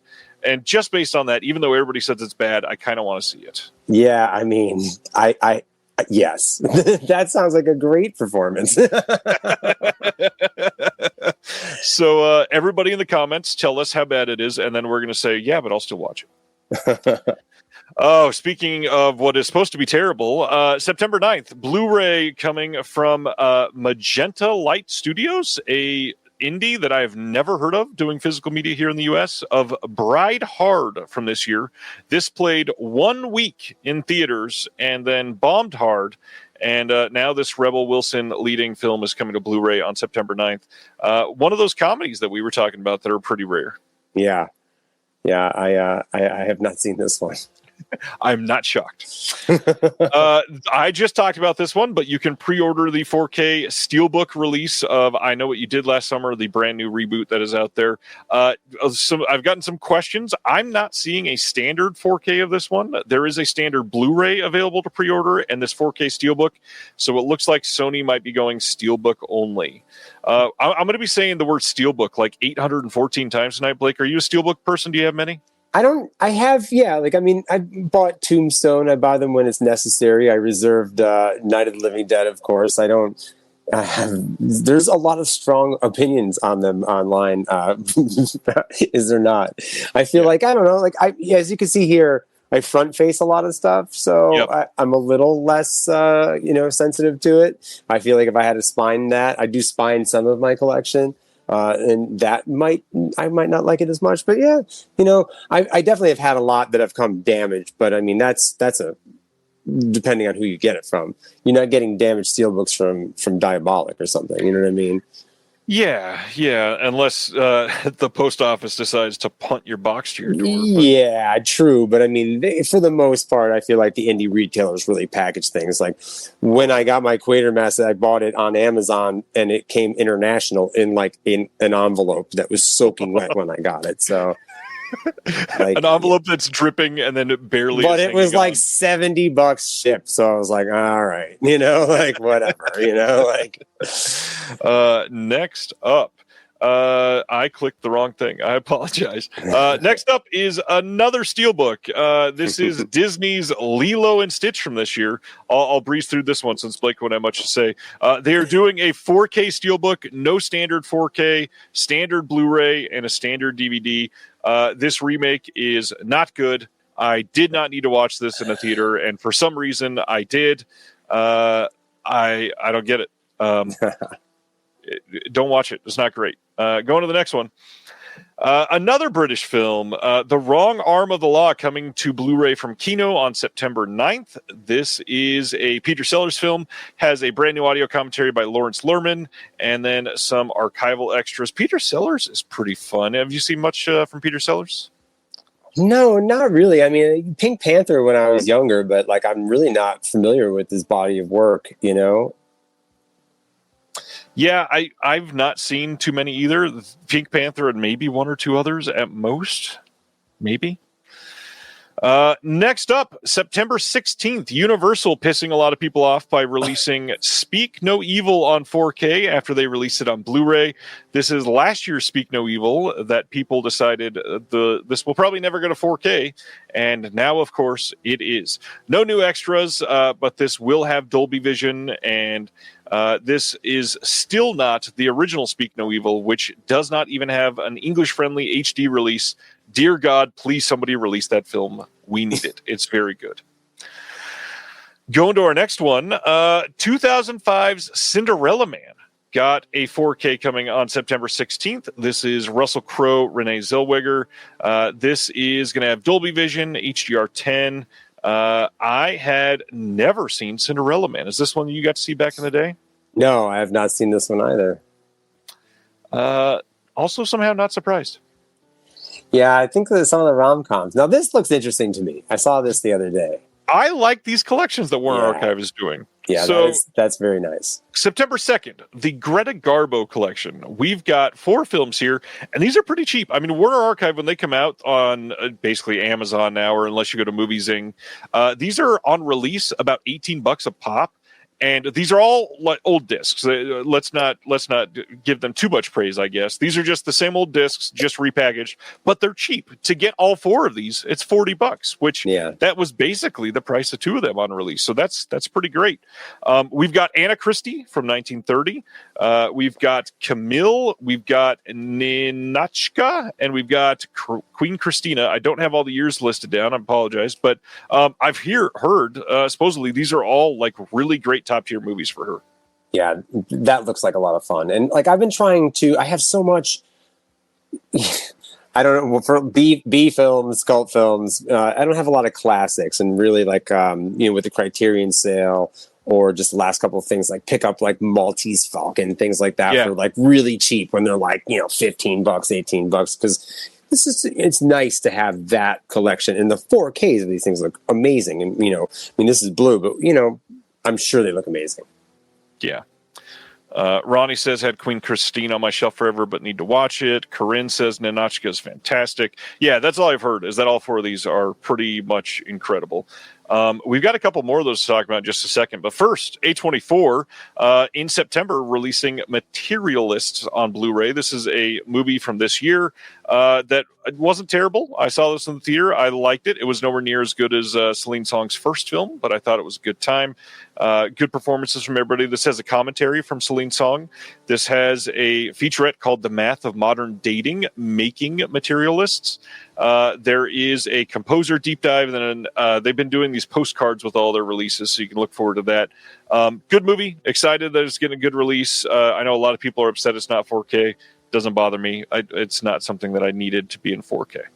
Yeah, I definitely find there's a lot of things I feel like I will settle with. I've wrestled with Nightmare on Elm Street, upgrading to 4K, but the old Blu-ray doesn't look all that great. So maybe we'll see. Yeah. Do I care though? Do I care? Because Beyond 3, I mean, I don't know. I mean, 2.5 years ago, I watched all 8 of them in the theater in one day, so I'm pretty excited. And how did you feel about the latter half of the of the films? I mean, diminishing returns, sure, but the odd ones are great. 1, 3, 7, they're pretty fun. What is the one with the girl with the bug arms when she's doing the weightlifting? It's got the Sinead O'Connor song. At 5, I like that one. I do like that one. I don't remember which one at this point. I got you very off topic here. I'm sorry. No, I love it. And yeah, I do want to throw out Kevin Jenkins saying, does Pedro Pascal ever sleep? He's in everything. I realized this week that I'm going to see a movie with Pedro Pascal in it this weekend. And that's the third one in 5 weeks that I've seen him in the theater. That's brand new. That's ridiculous. I feel like there was 90s actors that might have had that kind of. It was like Billy Bob Thornton kind of show up and everything for a hot decade. You know what I mean? Sure, but he wasn't starring in every big film for 3 weeks in a row. Yeah. And everybody's saying that movie you're looking for was Part 4. It's Dream Master. Oh, Rennie Harlan. Yeah, that makes a lot of sense. It does make sense. So here's one of those other Warner Archive collections. This one is the Errol Flynn collection. This one has 6 films, and yes, it is proportional. This one is $60 to pre-order right now. This one has Robin Hood, Seahawk, Santa Fe Trail, Edge of Darkness, Objective Burma, and Don Juan, or Adventures of Don Juan. Yeah, I think out of these, I've only seen Robin Hood, but for $10 a film, though. For $10 a film, it's crazy. This is why I'm always broke, bro. 6 classics for $60. That's pretty great. Oh man, that's awesome. Well, yes, this is the one I was waiting for. This one here. Look at that.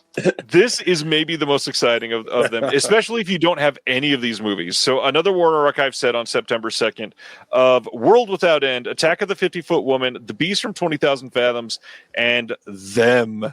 This is a great set. I think I've seen 3 out of these 4. Them is a classic. Obviously. Them is just unbelievable. I have great memories of watching that on TV with my family when I was younger. That is a really great film.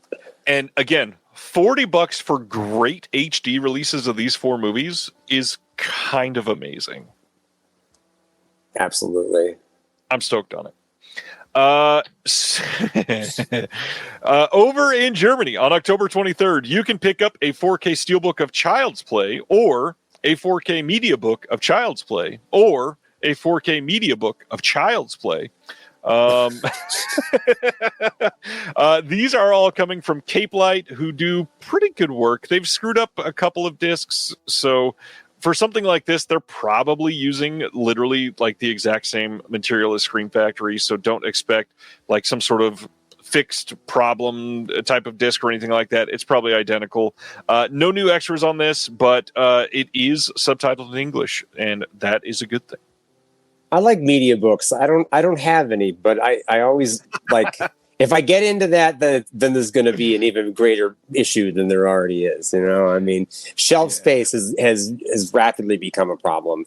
I'm sure that most people who haven't built their own shelves can relate to that. It's like buying any kind of prefab off of Amazon recently has been really prohibitive. It's like crazy. Yeah, it's not great. I mean, prices skyrocketing on those since the pandemic. Stuff Absolutely. has at least doubled for shelf space. Yeah, and for sure, a lot of that stuff is coming from. I mean, I don't know what the situation with tariffs is, but it seems like every time I want to buy something, there's one like involved. If I need something, they start the tariff right before right that day. Yep.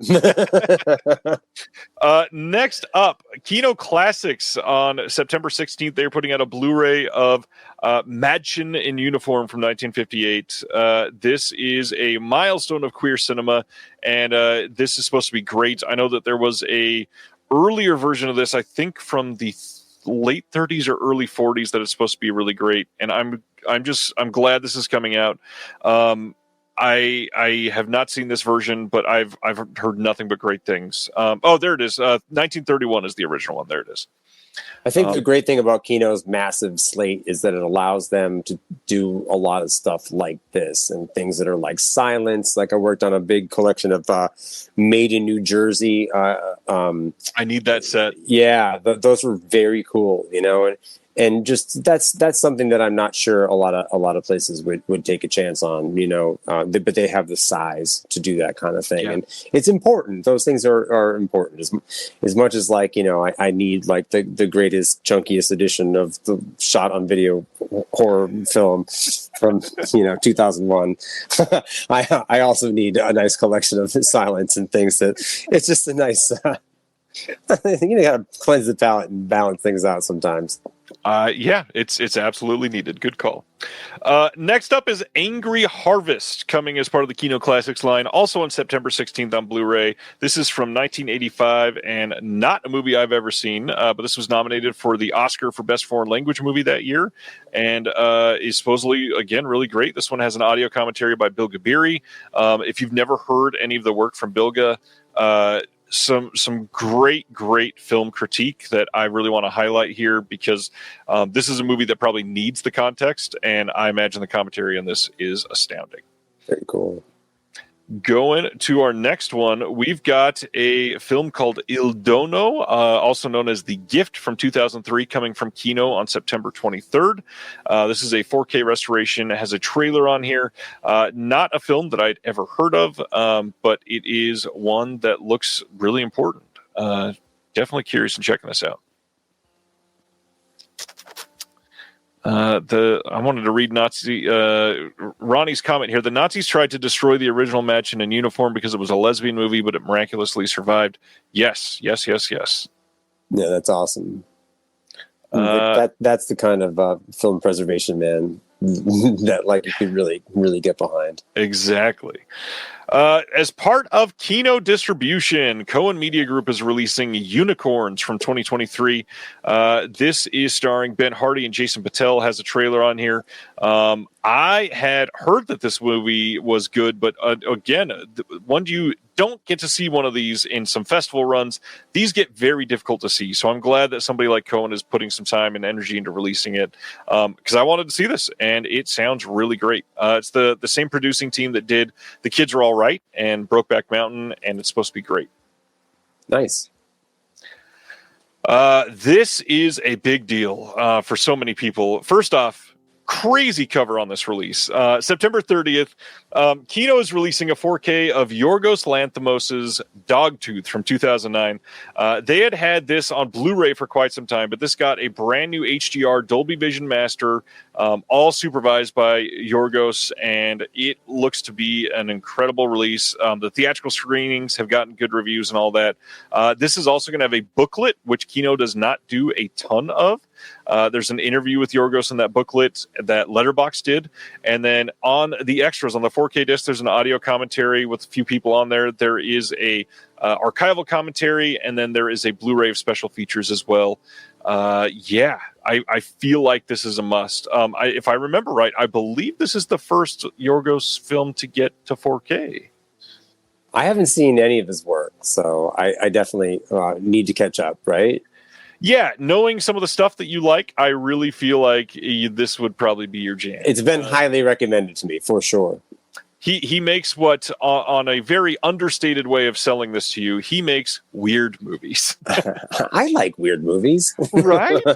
That's a must. Yeah, people need to see this. This is the most random thing I've seen from Kino in at least 12 seconds. September 30th, they're putting out the Lake Trilogy from 2019 to 2022. This is Slovenian, and it is a crime drama series based on the novels of Tadej Golob. It is in many ways Slovenia's alpine answer to the Nordic noir craze, a cinematic police procedural in a scenic winter landscape with a dark and troubled protagonist. Yeah, this sounds really interesting. It's got a really great bunch of cinematography that is just not anything I get to see living in the middle of Kansas City, but no, right? Yeah. Cold murder mysteries are always fun. Absolutely. And what a wild poster. It's just a dude reflecting on a lake. I will take it. But yeah, he definitely looks cold out there.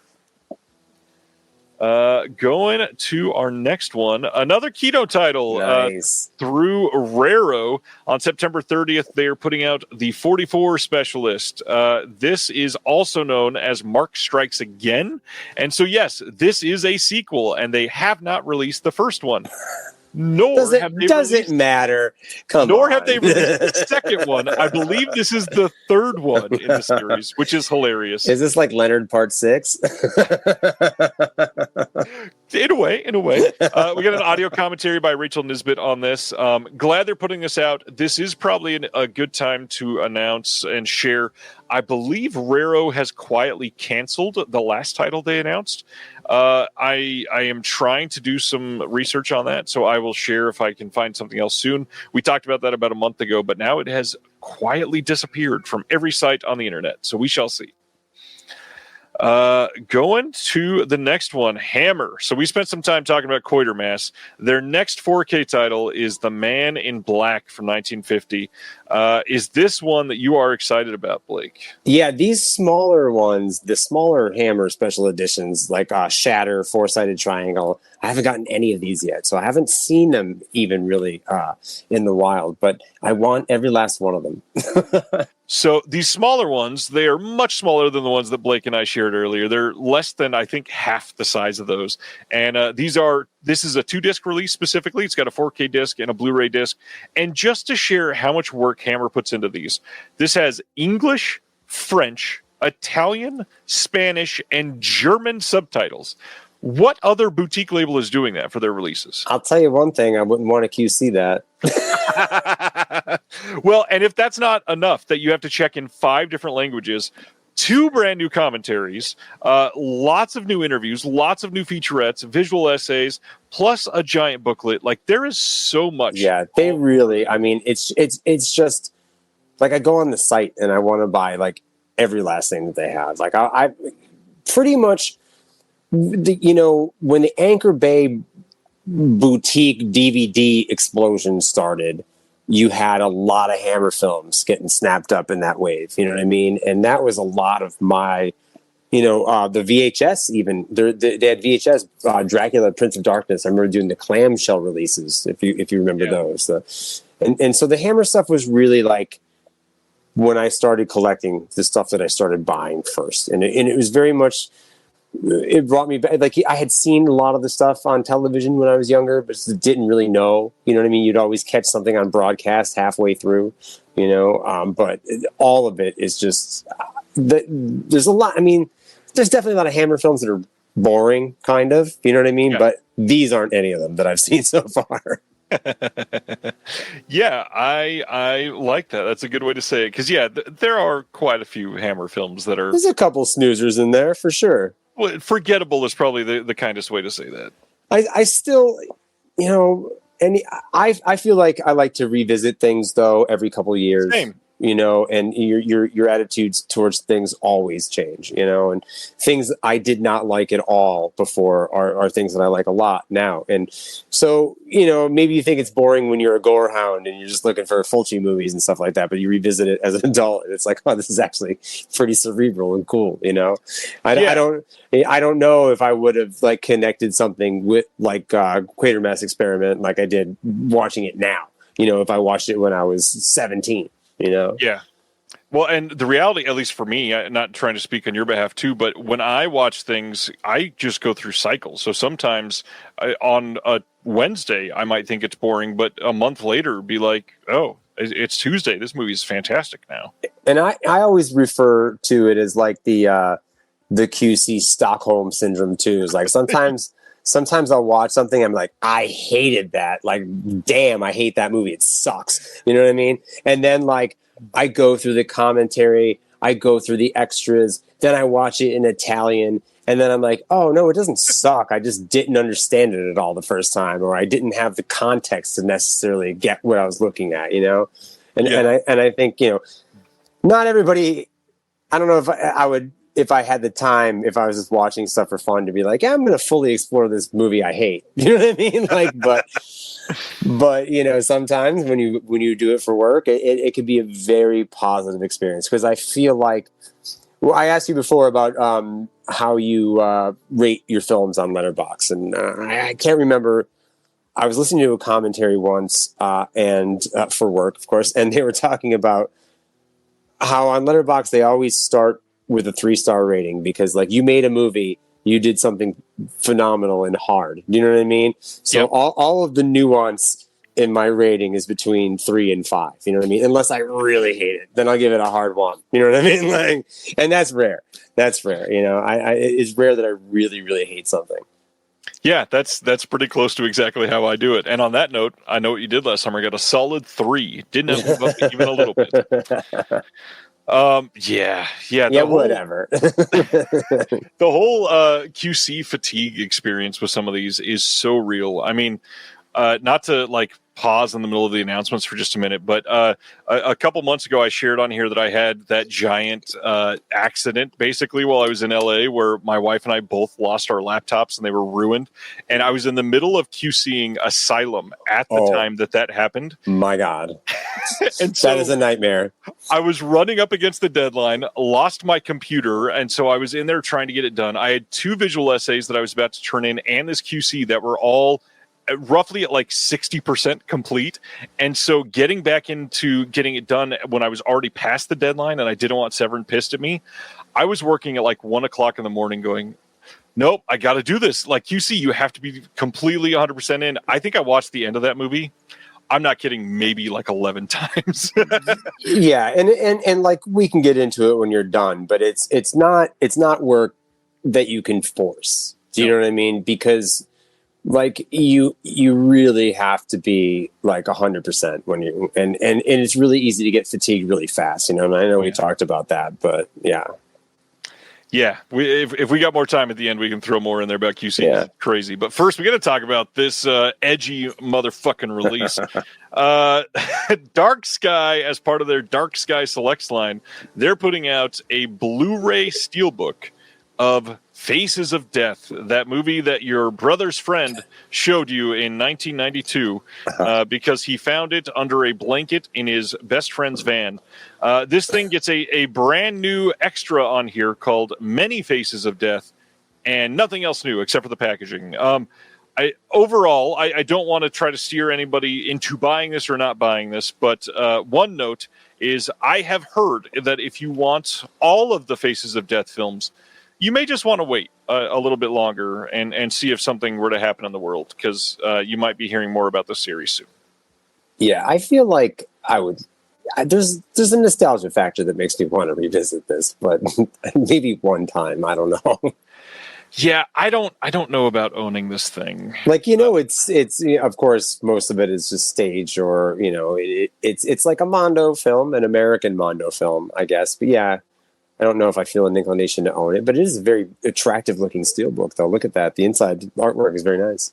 Very, very classic and evocative of this title. That's for sure. Let's go over some of the Severin stuff after the rest of the announcements. We're going to cover all this in just a minute, so I'm going to skip over that. Indicator put out some crazy looking titles just this morning. First one is Plot of Fear. This is getting a 4K and Blu-ray release over in the UK on October 22nd, not a US release.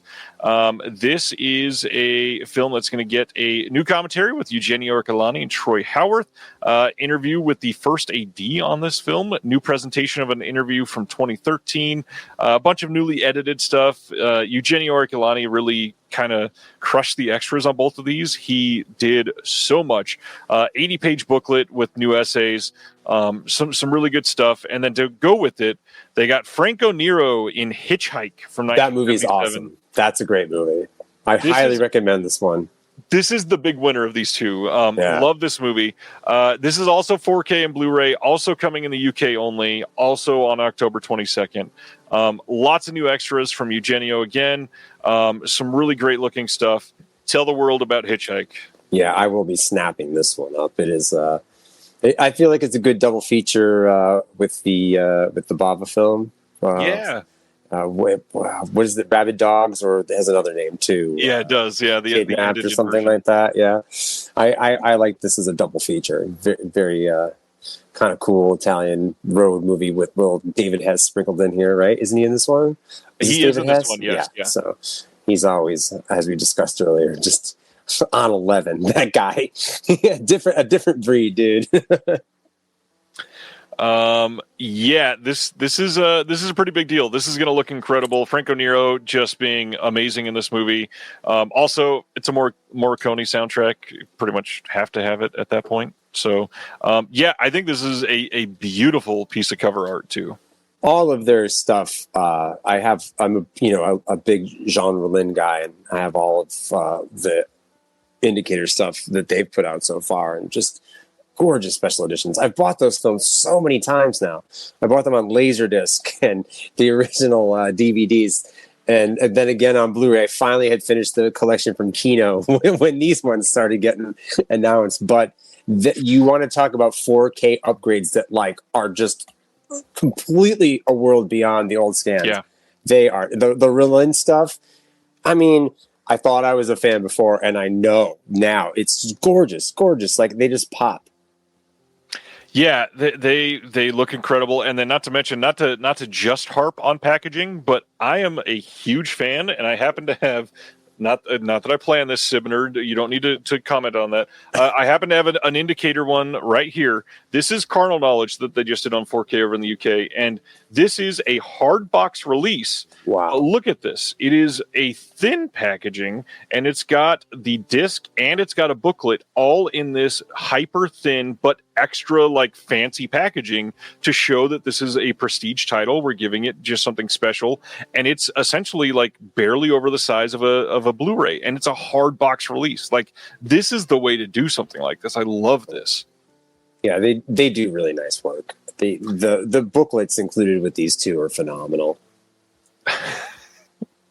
Oh man, this is hilarious. And yeah, just like Wave said, their boxes don't take up the entire shelf. It's great. Everybody needs to adopt that packaging. It is probably my favorite. I do have one gripe though. One of them, I can't remember. I can't see it from here, but one of the Rollin titles, maybe two, is taller than all the other ones. Yeah, I think they were still getting used to it, and they were not quite right. Bro, it drives me crazy. Just saw off the top, Blake. Oh, yeah. Let's shave a little off the top. That'll be fine. October 7th in the U.S., we are getting a 4K steelbook of Dangerous Animals that just came out this year. This is from IFC and Shudder working together. This is the movie that they marketed as a shark attack film that has 0 shark attacks. I enjoyed it. A lot of people hate this movie, but I thought it was pretty fun. This is another one of those that's not a good movie, but I had a good time with it. I feel like there's a lot of animal attack films going on right now. For some reason, I'm getting the shark feeling. Yeah, Shark Week. It's not Shark Week. Let's not go down that path. August 19th, Sony, as part of the Sony Pictures Classics line, they are putting out The House of Sand from 2005. Not one I've seen, but it stars Fernanda Torres, and this is supposedly incredible. One that I had multiple people message me about today, and it sounds like I need to pick this up because it sounds amazing. Were you able to see this one ever? I have not seen it, no. For everybody that can see this on Facebook, Jeremy is a friend. It is not my birthday. He always does this. Thank you, Jeremy. Moving right along. Turbine over in Germany, keeping the 3D dream alive. On August 14th, they are releasing a 3-pack of 3D tiles new to Blu-ray. So we've got Fast and Furious 10 or Fast X, Puss in Boots, The Last Wish, and then Trolls Band Together. All of these on 4K, or not 4K, 3D for the first time anywhere in the world. They are region-free discs, and they are super high quality. Turbine does really great work on these. And if you're just like wanting to keep your 3D dreams alive at home, they do a really affordable bundle on these. So if you want all three, or if you're saying, hey, I want 2 of these and maybe I could do the third, you just kind of get all 3, and it's cheap, and it's not a bad deal. Nice. I did see Puss in Boots. That's a great movie. Did you like it? Of course, dude. Fucking amazing. You got an orange cat protagonist? Of course I'm going to like that movie. Next up is The Island. This is from 1985, getting a Blu-ray release from Eureka in the UK on October 13th, North America on October 14th. This says it is perhaps the most accomplished genre picture directed by British-Chinese filmmaker Po Chi Long, which I've heard is an incredible movie. Very curious to check this one out. Looks like a lot of fun. I had this in my cart earlier today, and it's in mine right now. It sounds so good. It's like a Texas Chainsaw or something like that they compare it to. Yeah, it's definitely one that I need to check out. And it's really economical. I had that, and I think Diabolical Dr. Z in my cart, and it was like $50 shipped for the 2 of them, which really is not bad. Well, and keep in mind, Eureka, free worldwide shipping if you order direct, which is that's what I'm saying. That's a crazy deal. Like, I mean, they're a little more expensive even just to order them domestically. Yeah, not bad, especially if you only want one. Somehow, still free shipping, no threshold, free shipping. How do you argue with that? The thing that was holding me up was I have Diabolical Dr. Z on another disc, so knowing that, I might just order this guy then. I will say we're about to cover Diabolical Dr. Z in like 12 seconds, but awesome. There is something on that disc that it might entice me at least. So I'm keeping an eye on it. The Island has a new commentary with Frank Jang and a new commentary with Mike Leader and Arna Venema. There's an interview with the director from 2023. This sounds like a really great, fun release. But Diabolical Dr. Z is going to be after this one. I forgot this one was here. October 13th, Blu-ray in the UK of The Ambulance, Larry Cohen's 1990 really fun movie with Eric Roberts and James Earl Jones that everybody should see at least once, if not 17 times, because it's that good. New commentary by Steve Mitchell, archival commentary with Larry Cohen, moderated by Steve Mitchell.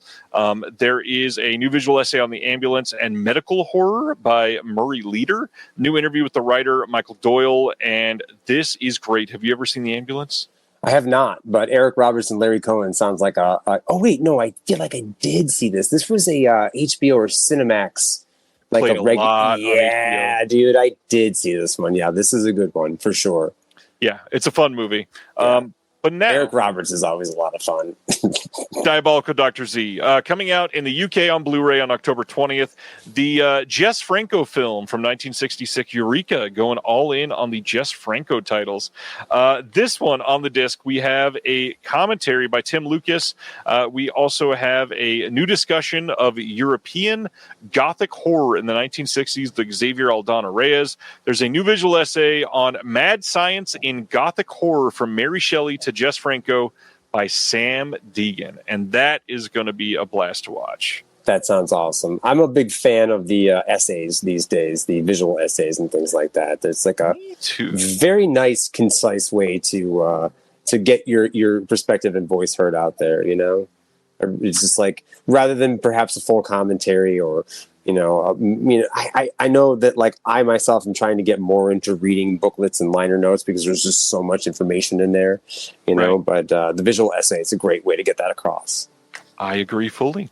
Over in Germany on November 5th, you can get a 4K steelbook of The Silence of the Lambs, or a 4K media book of The Silence of the Lambs, or a 4K media book of The Silence of the Lambs. Yes, for the record, that is the second time I've been able to do that in the last 20 minutes. This is also coming from Cape Light over there. No new extras. This is likely the Arrow restoration, so it's probably going to look great. This is primarily if you didn't get the Arrow 4K limited edition and you're like, man, I've always wanted this in a steelbook with a completely different language than I speak on the cover, or I really like the media book art and I really want a booklet attached to a film that I can't read in German. This is a great option for you.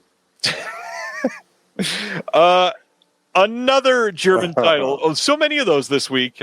Play on October 22nd is releasing a 4K media book of Argento's Phantom of the Opera from 1990. This is not the cover art. This is just one of the posters that was used on the film. But this is pretty widely regarded as the worst Argento film. Have you seen this? Yeah, it is. It is most certainly the beginning of where it starts to get not great. Now, I know there's some highlights in there, Sleepless. I feel like things like that. But this is where I started to drop off as a fan, I think. Maybe this is something that if I revisit it now, I might have a better appreciation for what it is. Right. But, I remember it was looking really bad. Like maybe that was just the DVD release at the time. But maybe I just feel like there's a lot of like subpar cinematography, I feel like, in a lot of the later Argento films. And I don't know if that's just a product of like that era of straight to video. Like even like Trauma is a little, like, yeah. And then if you're used to the garish lighting and the Argento style of course, his younger years, you're not going to, it's like, what, but you just, I feel like you see that in general with kind of Italian films as they kind of get into that mid to later 80s period, or early 90s, things get very drab. Right. So in the comments, Wave is saying a terrible Argento film and VS isn't releasing it. I guess there's always time for them to put it out. So here's the joke. We found out during Subscriber Week just this month that in the second half of 2025, Vinegar Syndrome is releasing a 4K of an Argento film. I would not be surprised in any way if it was this Phantom of the Opera. Considering we've not heard anything about this being upgraded. This was released previously by Scorpion, so this is probably able to be licensed in the US because that was at least 5 years ago. So theoretically, that could be the one that we're seeing coming at the end of the year. There's also the quite high chance that it is the Card Player. That would not surprise me in any way. Or not the Card Player, sorry, that just happened. Sleepless. That's the other one I'm thinking of. Sleepless. I, for some reason, think. Are they all like the same production company? Like, because they're kind of similar era, right? Yeah, similar era. I believe they all have historically been licensed like in a bundle. If you're going to get one, you're going to get all of them. So it would not surprise me. For sure. All right. Only a few things left. Like I said, we'll come back to the Severin stuff. September 23rd, Kino putting out French Without Tears from 1940. This is a Ray Milland film. This has a new audio commentary by Gary Garani. I'm assuming this is not a family classic that you've seen 72 times. No, it is not. Yeah, same here. Had never heard of this before this week, and I don't know anything about it, so we'll talk about that later. We got a replacement program that probably isn't going to affect too many of you, but Warner Archive is having some trouble with their High Society release. If you remember, we already talked about the fact that many of these went out without slipcovers. And they were like, hey, we're so sorry. If you want a slipcover, even if you didn't buy it, email us and we'll send you a slipcover, which, for the record, nobody's gotten a slipcover yet that I know of. So, hey, Warner Archive, you should probably send those. But also, they have found that one of the batches of the discs was pausing and skipping at 17 minutes and 47 seconds. So if your copy does that, you will need to email discservices@alliedvon.com. If yours does not do that, you should not email them just to get another copy of that 4K disc for free. So just for the record, check your release. You may want to check it out. QC, how does that work, Blake? Yeah, I mean, a lot of this stuff I feel like that I've been seeing recently. I mean, there are definitely things that I've seen that have happened on the end that would have been things, that we would have caught. But mostly I'm seeing stuff that's like replication and, like stuff that's happening at the manufacturing end, I feel like at least, with, Severin, there's several layers of us watching things, and we have Todd, our fearless QC leader, who really has like the eagle eye, and working with him has been such a learning experience. That dude is like on it, you know what I mean? But there's a couple of us watching everything, and I know a lot of the smaller labels, I've kind of like stepped in to help them with things sometimes, and they're working with like really short turnaround times. Like, I got asked to do something today, and they're like, "Can we have it like tomorrow?" Like, no, like, you know what I mean? But I could definitely get it as fast as I can, But that's like I said, I feel like, and really, I feel like it's important to say I only speak for myself. I'm freelance, you know what I mean? I don't represent any companies and things like that, but it just seems like the majority of things happen, that I've been seeing. There's definitely been one or two things that I've seen that, that might have or should have been caught on the other end. But there's just things that are so hard too. You know what I mean? Like it's just, you see how you could watch something 1,000 times and then on the 1,001st time find something new. You know what I mean? Yeah.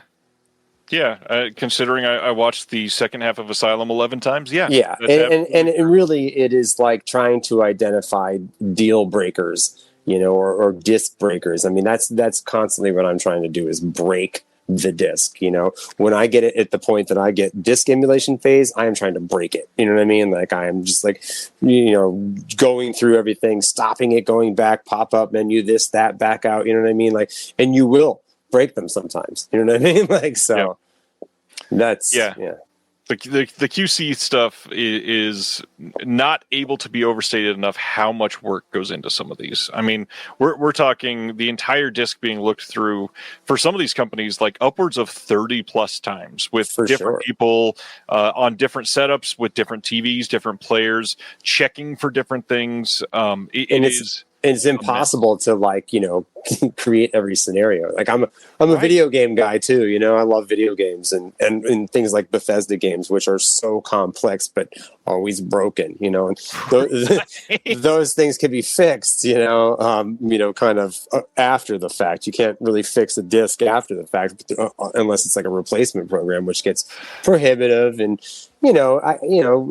it's great. I see so much in the boutiques where they're really, for the most part, on it. Like, whereas a major, it's like some things that never got fixed. You know what I mean? And as I've tried to go through and sell off things like Blu-rays and DVDs, older releases, you find out like, oh, well, this had a flaw, and if you didn't get the replacement disc, then like I can't sell that to somebody. I can't knowingly now, you know what I mean? Like sell a flawed disc to somebody. That is true. We got one more that is not Severin, and then we will get into the Severin stuff. On September 30th, Neon and Decal are working together to put out a 4K of The Life of Chuck from this year. This will also get a Blu-ray release. This is a Stephen King story that was made into a film by Mike Flanagan, starring Tom Hiddleston, Chiwetel Ejiofor, Karen Gillan, Jacob Tremblay, Mark Hamill, bunch of other faces that you recognize. This is one of my favorite films of the year. This movie was profound. Loved this movie. Audio commentary from Flanagan on the disc. We've got a making of featurette, exclusive on-set interviews with a bunch of the actors, trailers, teasers, and they say and more, which sounds great. This is absolutely an astounding movie, and if you missed it, because it was easy to miss it, you should try to make time to watch this movie. It is glorious. I heard you talking about the cinematography and stuff in it the other day, I believe, on one of your pods, and some of the shots that he gets away with and stuff in it is pretty impressive. Yeah, he does stuff that I've never seen somebody try to do in a movie, and it's just I don't know. It's one of those movies that you watch, and at least for me, I watched and felt like in awe, and not just like, oh, this is a beautiful shot. I'm amazed that they could do this. Like one of those where it actually made me feel like small in the universe while watching it, Yeah, which I like that. I loved. I had a great time with it. All right, so that is it for this week. Really quickly, in case you have forgotten, here's what is coming out next week. We've got some big ones. Going to skip over some of the VS stuff since most people have had those shipped already. We've got Ace Ventura Pet Detective 4K from Shout, Billy Madison 4K from Kino, the Thunderbolts 4K, Steelbook and Blu-ray and all that, standard and whatever, standard 4K, all that coming from Disney. To Catch a Thief 4K coming as well. The Beyond Standard 4K, which is, I believe, pretty much identical to the limited 4K, at least in terms of the discs. The packaging is a little different, I believe. That's finally getting out there and shipping. The Phoenician Scheme 4K, the new Wes Anderson, is out there. We've got They Died with Their Boots On from Warner Archive. The Jet Li collection. This is the first of that new Golden Princess titles that Shout is putting out that is going to be out there. This looks great. Cannot wait to get mine in. We've got Fade to Black 4K from Scream Factory finally releasing. Nobody is getting another 4K release. We've got Hiding Out in 4K, the John Cryer title from Kino. I love that movie. I've never seen it. It's great. Dude, that's another HBO 80s classic. It's like got this great scene where I think he's like on the run from the mob and he's like in, kind of on his own, decides to like disguise himself as a high school student. And, it's got this scene where he's like in the office and like, what's your name? And he's looks at a can of coffee. He's like, it's Maxwell Hauser. And they just like go with it. It's like the original Kaiser Soze. It's amazing. It's totally worth a watch. That's that, and what really needs a release is Morgan Stort is Coming Home. Have you ever seen that one? No. Yeah, that's another John Cryer, I believe, and he's like a gore hound, obsessed with like George Romero in the film. I found it on the Internet Archives not that long ago, but that's begging for a release for sure. Very nice. Some more Warner Archive this week. We got Knights of the Round Table and The Cobweb from 1955. Kind of really long-awaited titles. TerraVision stuff will finally be releasing over the next few days to the subscribers and then the wholesalers. We've got Suddenly in the Dark and the other titles, Children of Violent Rome and The Devil's Sword, that people have been waiting on. Suddenly in the Dark has been the cursed title that people have been waiting on since January. Finally going out. This has had multiple QC problems that we were just talking about that happened in manufacturing, and then there were some other issues. One of them, we caught it in QC, went to go fix it, and then all of the sync went out for some reason when we fixed it. So that's been a nightmare. That's another thing too, right? There's so many moving parts that fixing one might throw everything else out. Yep, super nightmare. Gotta love it. Curdled on 4K from Kino this week as well. Prisoner of Zenda from Warner Archive. The Castle and Blood of Fu Manchu 4K releases from Blue Underground, not Blood Underground. That's a crazy title. Arcade from Full Moon this week. We've got Terrifying Girls High School, a couple of those coming out from Discotech. Bright Leaf from Warner Archive this week. Algiers from Film Masters. Kamen Rider X from Discotech as well. Brainstorm from Warner Archive. Melinda from Warner Archive, one that I really need to pick up. 2 Weeks with Love from Warner Archive as well. The Diabolic Trilogy from Kino Lorber. We have, I think, one or two more that I wanted to bring up. Oh, yeah, Rust, the Alec Baldwin film getting its studio release this week, if you were after that one. And then, of course, all of the titles that we were talking about earlier with the Severin stuff, and then Mondo Keyhole from the Psychotronica line that I shared at the beginning. Lots of stuff coming out next week. Pretty exciting dang week. But tonight is about the Severin sale. So let me switch back to what I was going to share for our bundles, because we have not gone through all of the bundles yet. It is a lot to share. Let's go through the policies real quick. So this starts tonight. Sale will be going until 11:59 p.m. On let's see, where is Tuesday, 12:01 a.m. on Tuesday. So basically Monday night going into Tuesday, the sale will stop. In this sale, we have 10 brand new titles, 50% off of most everything Severin and Intervision, except for the stuff that's come out in the last 9 months. And then that, of course, includes the stuff that is brand new to this sale slate. 4K UHD upgrade on Sunday. Those are the 4 titles we already discussed. There will be new merch items. Saturday will be a box set sale. We'll talk about those in just a minute. There will be a bunch of merch that is on sale. There will be a bunch of titles on sale for the first time that we have not seen before, like Cemetery Man that Blake called out earlier, the Devil's Honey 4K, the Church 4K, the Sect 4K, Butcher Baker Nightmare Maker 4K, the Mad Bomber Blu-ray, lots of titles that have come out in the last 9 months that people have wanted, and now will be on sale for the first time. This is where a lot of people are going to get a lot of bang out of their buck. Severin's box sale Saturday sale. This will be from midnight to midnight all day July 26th. The ones that are going to be on sale, all the Haunts BRs Volume 1, the Lindsay Baker Collection, Cushing Curiosities, Danza Macabre Volumes 1 through 3, The Dungeon of Andy Milligan, The Eurocrypt of Christopher Lee Volumes 1 and 2, Game of Clones, the Bruceploitation set, House of Psychotic Women, the Ray Dennis Steckler box set, the Nunsploitation set that you talked about earlier. Then we've got the Black Emmanuel box and the Lindsay Milan collection. Lots and lots of box sets going on sale. Any of those that you want to shout out before we go to the next bundle that's part of the sale? Yeah, for sure. Actually, of course, like one of my picks for the sale, if you're going to buy anything for sure, would be my absolute favorite, The Sensual World of Black Emmanuel. I mean, go into it. Tell us about it. This set is just, it was when I started working with Andrew, I feel like I would ask about this all the time. Like, when are we doing Black Manuel? When are we doing Black Manuel? You know, and then finally, you know, I started to work on some of the titles and see a lot of the stuff I had never seen, you know. First of all, I mean, the book in this thing, look at this.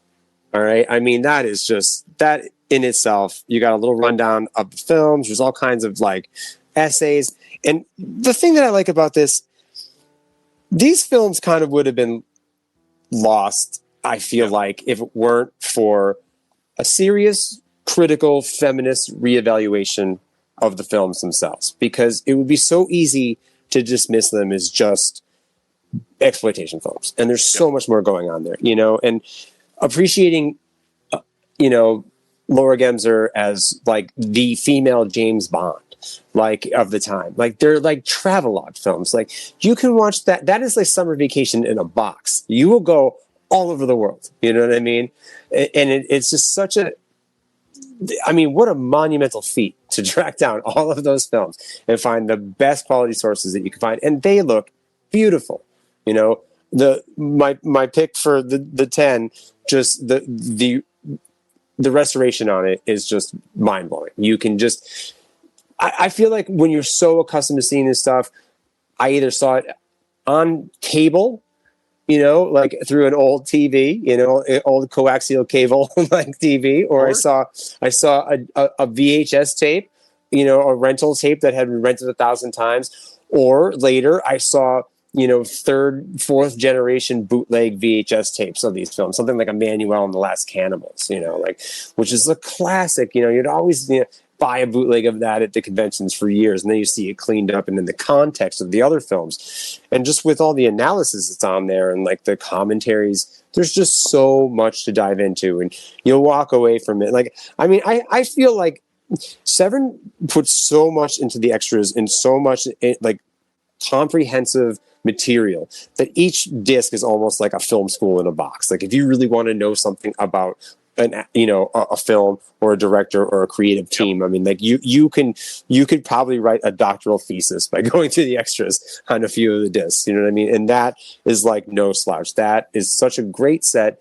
It's just the design. It's heavy as hell, as you might know, right? You know, like I noticed it was getting marks in it from being on the shelf.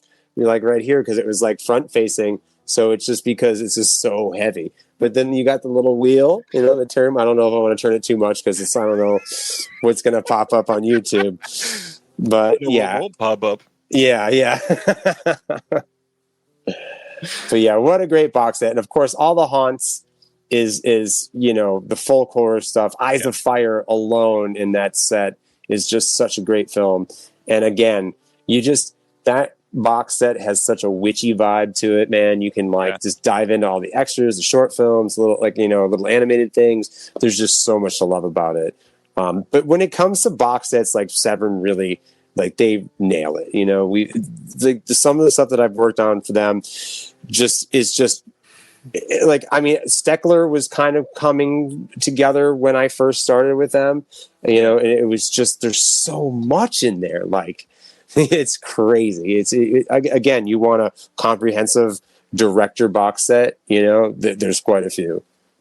Yeah, and one of the easy ways to get some of those is during that box set sale. But also, if you love some other stuff, they got some crazy bundles. So this time, we've got what is called the Fistful of Fins bundle. This is going to be the 4 Italian sharksploitation titles that they got. So you got the Shark Hunter, you've got Monster Shark, you got Night of the Sharks, and then you've got the Shark Book that they're putting out there. I said 4 sharksploitation. I definitely meant 3. And then you also get the slipcase that comes with it. That's the 4th thing. This is a pretty good price, I think. $116 for all 3 of these plus the book. Yeah, and the box is very cool. And those movies are just so much fun. I mean, Franco Nero in the blonde wig. It's just, that movie opens with he's just cool and on the rocks, being a beach bum, and it's just this totally he's got his fishing line out, and he gets a little pull, and he goes running down, and he just pulls up a little shark. He's just the most casual shark hunting beach bum, because of course he's Franco Nero. You could do that, And then you get Treat Williams, of course, in the Last Shark, which is also just a phenomenal action film. It's so weird to see him pop up in an Italian action film. Yeah, I need to see that one. This is a good looking bundle. And then we talked about Kill List earlier. They've got this bundle with Kill List that has the 4K release. It's got the Kill List T-shirt and then a glow in the dark Emmanuel. I was thinking of Black Emmanuel. Enamel pin with this, and this thing $65 for a brand new 4K release and a shirt and a pin. I mean, people used to complain about Severin prices, but I feel like they're pretty good this time. A good shirt will run you $35 most places now, plus shipping. So yeah, that's a pretty good deal. And I love the enamel pins. I have a little cork board that I put them on. They look so cool. Yeah. And then on this little panel that I've got here, the Baskin release is a part of the Turkish Delight bundle. This one, you get the 4K release of the film and then this Art of Baskin book. Now, they shared a little video on this, and so a little note: if you love the world of Baskin, you need this companion book. They say features more than 140 pages of rare photos, storyboards, illustrations, behind-the-scenes production shots, cast and crew recollections, and everything else you want to know about this film. And best of all, it is autographed by the director. So for $67, this is a pretty cool deal too. Yeah, I mean, I liked this movie a lot. This was something I had not even really heard of before I watched it. And it's a lot of fun. Have you seen it? I have seen it. I've got the Scream Factory release that they put out years ago, and I love that movie. There's something psychotic about it. It loses control kind of quickly in a weird way, and you go to some weird places. It's a movie that's very difficult to actually describe because, man, there's some indescribable things that happen in that movie. And again, it's one that I feel like is best left kind of, if you can go into, I feel like it increases my ability to enjoy films so much more if I just go in completely blind. You know what I mean? I'm willing to accept it for what it is, and that one in particular has some twists and turns that really were worthwhile. Some big ones. Yeah. The next bundle that they have is the Just the Discs bundle. And so you get the 10 brand new releases, not the 4K upgrades, just the 10 brand new ones that are new to the sale. And that is Baskin 4K, Kill List 4K, Sisters 4K, Dead Sleep Blu-ray, Skinheads Blu-ray, Fearless Dragons Blu-ray, Ferret Vampire Blu-ray, Monster Shark Blu-ray, Shark Hunter Blu-ray, Night of the Sharks Blu-ray, and then the slipcase to catch all of those sharksploitation movies. All of these for $260, $26 a release is kind of incredible for brand new releases from Severin. I think that's a great deal. I mean, man, like I said, I did not see the Linda Blair film, but just about everything else that I've seen in this slate has been a lot of fun. Well, and I can throw out there, because we're featured on the discs for the Linda Blair film. Yeah. It's a fun movie. It's not the best Linda Blair movie, of course, but it is a crazy story that is all it is based on an actual doctor taking advantage and killing people. I listened to they discussed it on the Severin podcast. I listened to it earlier today, and they were talking about how it's a true story. It's like, although as much as a relaxation clinic where they put you into a coma sounds very appealing to me. If I could maybe get up in 3.5 years, that would be awesome. You know what I mean? I don't know if it would work out. So the next that they have is the Everything bundle. So this gets you all of the discs. It also gets you all of the little shirts and books and all those little trinkets that are coming with everything else. For that price, for all of these brand new things, that is quite a lot of stuff to get for sure. And then you get the 4K upgrade bundle. This is the Sunday 4K upgrades that we talked about earlier. All of these for $135. So basically, if you want every single thing that Severin is doing brand new during this sale, you need these two bundles. And yes, combine them, you're at almost $500. And that's a ton of money. I'm not taking that away. However, 14 new releases, shirts, books, enamel pins, slipcovers on most of the releases. This is a ton of stuff. Severin is kind of doing a massive slate here. Yeah, I always love their bundles. You know, they always put together like the coolest little trinkets and stuff too. You know, and the shirts, you know, are always. I have my Steckler shirt on right now, as a matter of fact. You know, nice. So this is a lot. We have recommendations, but we're only about 7 minutes away from the site opening. I'm going to stop sharing this. Blake, why don't you run through? You already talked about Black Emmanuel. Give us, we'll say 3 more, and then we'll see if that gets up right up to the sale time. Then we'll open up the sale, and then we'll go through the rest of our lists. Sure. I would recommend Midnight. If you haven't seen it yet, John Russo's Midnight, you know, being like we talked about this earlier, like the regional filmmaking, regional films. And I think this one's great. It's got John Amplas, who, you know, from Martin, Day of the Dead. He plays like a bad cop. You got Lawrence Tierney in here, also kind of playing like a bit of a sleaze bag, you know, but, it's a great restoration. All of the extras are really cool if you're like a Romero or like Latent Image, you know, the early like Pittsburgh filmmaker crew fan. I think there's a lot of stuff there to dive into. And so it's a great disc and definitely, you know, one to pick up on the sale.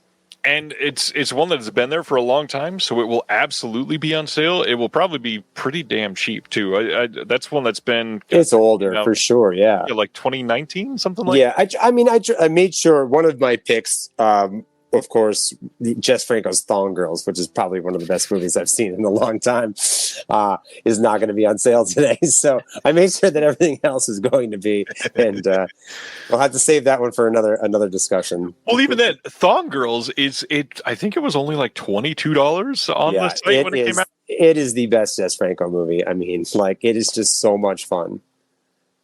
And on top of that, I think on Amazon, it was only going for like $18 for a while. So if you can't wait for a sale, that's basically a sale price. Yeah, if you're a Franco fan, you need that one. I mean, it's just it's tonally so different than what I'm used to for Franco, but also kind of like ahead of its time. And like when like a lot of the subject matter in it, I think is like very relevant now, more so maybe than it was, or this, you know, more easy to talk about. I think it's definitely could find an audience. Yeah, Franco is Franco, and obviously he gets a lot of releases, but he is, I don't know, he's done so many different things, so we'll see who gets grabbed by what. What's your next one? I love Gwendolyn. Have you ever seen Gwendolyn? Yeah, Gwendolyn is good. This is also by the director of The White Emmanuel, whose name I will never believe. Because of course my brain does not want to ever pronounce it like it's supposed to be. Yakin, you know what I mean? But this one, you got Brett Huff, right? You know, he's amazing in this, and just it's every set piece is kind of like you know how White Emmanuel very much is like because Yakin was like a photographer, so he's got very great mise en scène, and this movie in particular is just very like kind of gaudy, you know what I mean? Definitely ridiculous, over the top. Like I'm not even sure what it's about sometimes, you know what I mean? But what a great watch, man! That movie is just so much fun. I am kind of shocked they have not upgraded that one to 4K yet. This is another one of those that's like a quintessential Severin title. It definitely feels like it. You know, the Brett Huff one-liners throughout it too are just like amazing. Yeah, if you were making a list of like when I think of Severin, I think of these 10 titles. I feel like Gwendolyn kind of has to be on there because it was a foundational one for them. For sure. All right, let's do one more, and then I will share one of mine after that. Cool. Staying in that vein, kind of, I would do Massacre in Dinosaur Valley. This one has it all. It's got a little Indiana Jones. It's got a little cannibals. It's got a little plane crash that's clearly like just kind of rolling a camera around in an office space with fake windows, and they're like putting it up against the trees. Like it's just, and Michael Sopkeef also is just another quintessential Severin staple actor, you know, from After the Fall of New York. He's kind of Brett Huffish, you know, the quipping American guy who's not quite sure why he's there, but he's just going to wisecrack his way through it. It's a good choice. Good choice. This is a fun one. I've not watched this one, I think, since it came out, and I got to be honest, I don't remember a lot of this movie. I need to see it though. Again. The one I'm going to shout out, which we talked about just a minute ago, before I talk about another full title, because we kind of already mentioned this. Spider Labyrinth will absolutely be on sale, and yes, I'm on the disc with Will. But if you've never seen it, forget me being on the disc. This movie is amazing. It is essentially a just weird setting over in Budapest, and we've got an individual that's gone over there from the U.S. to investigate some things, and things just start to get a little weird. The townspeople are starting to be out of place, and suddenly it is a just special effects masterpiece of an ending that I love so much. The last couple minutes of that movie, you'll have your jaw hanging off of your face. It is such a climactic moment. And like that's a film that I had not heard of before. And like, you know, I considered myself fairly well versed in the European and Italian stuff, and like, you know, all right, what's this all about? But boy, yeah, that's a payoff, buddy. The other one, to go a little depressing after that, this is a title that Severin's had way longer than 2019. I think it was like a 2017 title. This is the documentary The Killing of America. This is a documentary from 81, and it's essentially about like gun control and how we've sensationalized violence in a lot of things. And it's a really, really great narrative on here. Sibner is saying the site is live, so I will refresh. Here we go. So I'm going to check out some of this and show everybody some sales prices. But while I finish that, we'll talk about Killing of America, because it is a really great movie, a good documentary, one that is important and sadly still incredibly relevant. Man, this is their 75% off section. Wow, look at this, man. There's some great stuff in here. $6 and $7 on. First of all, if you don't have Overboard, $4.99. Now is your chance. I mean, I would snap that up in a heartbeat. It's with such a great slip cover too. With a slip cover, okay? Like, this is the best movie. Like, it's phenomenal. I don't know if it translates into today's environment, but man, it's another staple HBO movie. I believe I saw that one in the theaters. Nice. Yeah, it's a good movie. It's definitely a little. Some of the storylines in 2025 aren't perfect, but you'll still appreciate it for sure. Some other really good things in here that are. I mean, all of these are under $10. The Chris Lee stuff, Castle Living Dead, Crypt of the Vampire would be a must-have for me. Endgame, Joe D'Amato's Endgame, awesome post-apocalyptic film. Massacre in Dinosaur Valley that you just shouted out, $7. Oh, yeah. You will not spend a better $7 today, I promise you. But they do have Gwendolyn also for $7.50, another one that you just shouted out. Nice. Peanut Butter Solution, I think, is really great. That's one of their Severin Kids titles. So it's really funny. That's when I work at a bar a couple days a week, and I tell the guys what I do, and they're like, mostly met with blank stares. And then not recently, but when I had started working there, I mentioned one of the guys I worked on the Peanut Butter Solution, and he was awestruck. I had to get him a copy. He watched it with his son, which really was, to me, like the best part about it, like exposing a new generation to the Peanut Butter Solution. But yes, $7.50. Gwendolyn, you got the Mondo films here, also really cool. I like the Jane Mansfield one, can't beat that. A weird one for everybody, St. Bernard. Have you seen St. Bernard yet, Blake? No, I have not. So St. Bernard is a crazy exercise in practical effects. Gabe Bartolos directed, and it is a guy dragging around a St. Bernard head for the entire film with some crazy stuff. Just the setting of this film is wild. It is absolutely worth the watch. Very philosophical movie. I love that movie. Nice. Man, some crazy prices on these. Jack the Ripper, $6.25.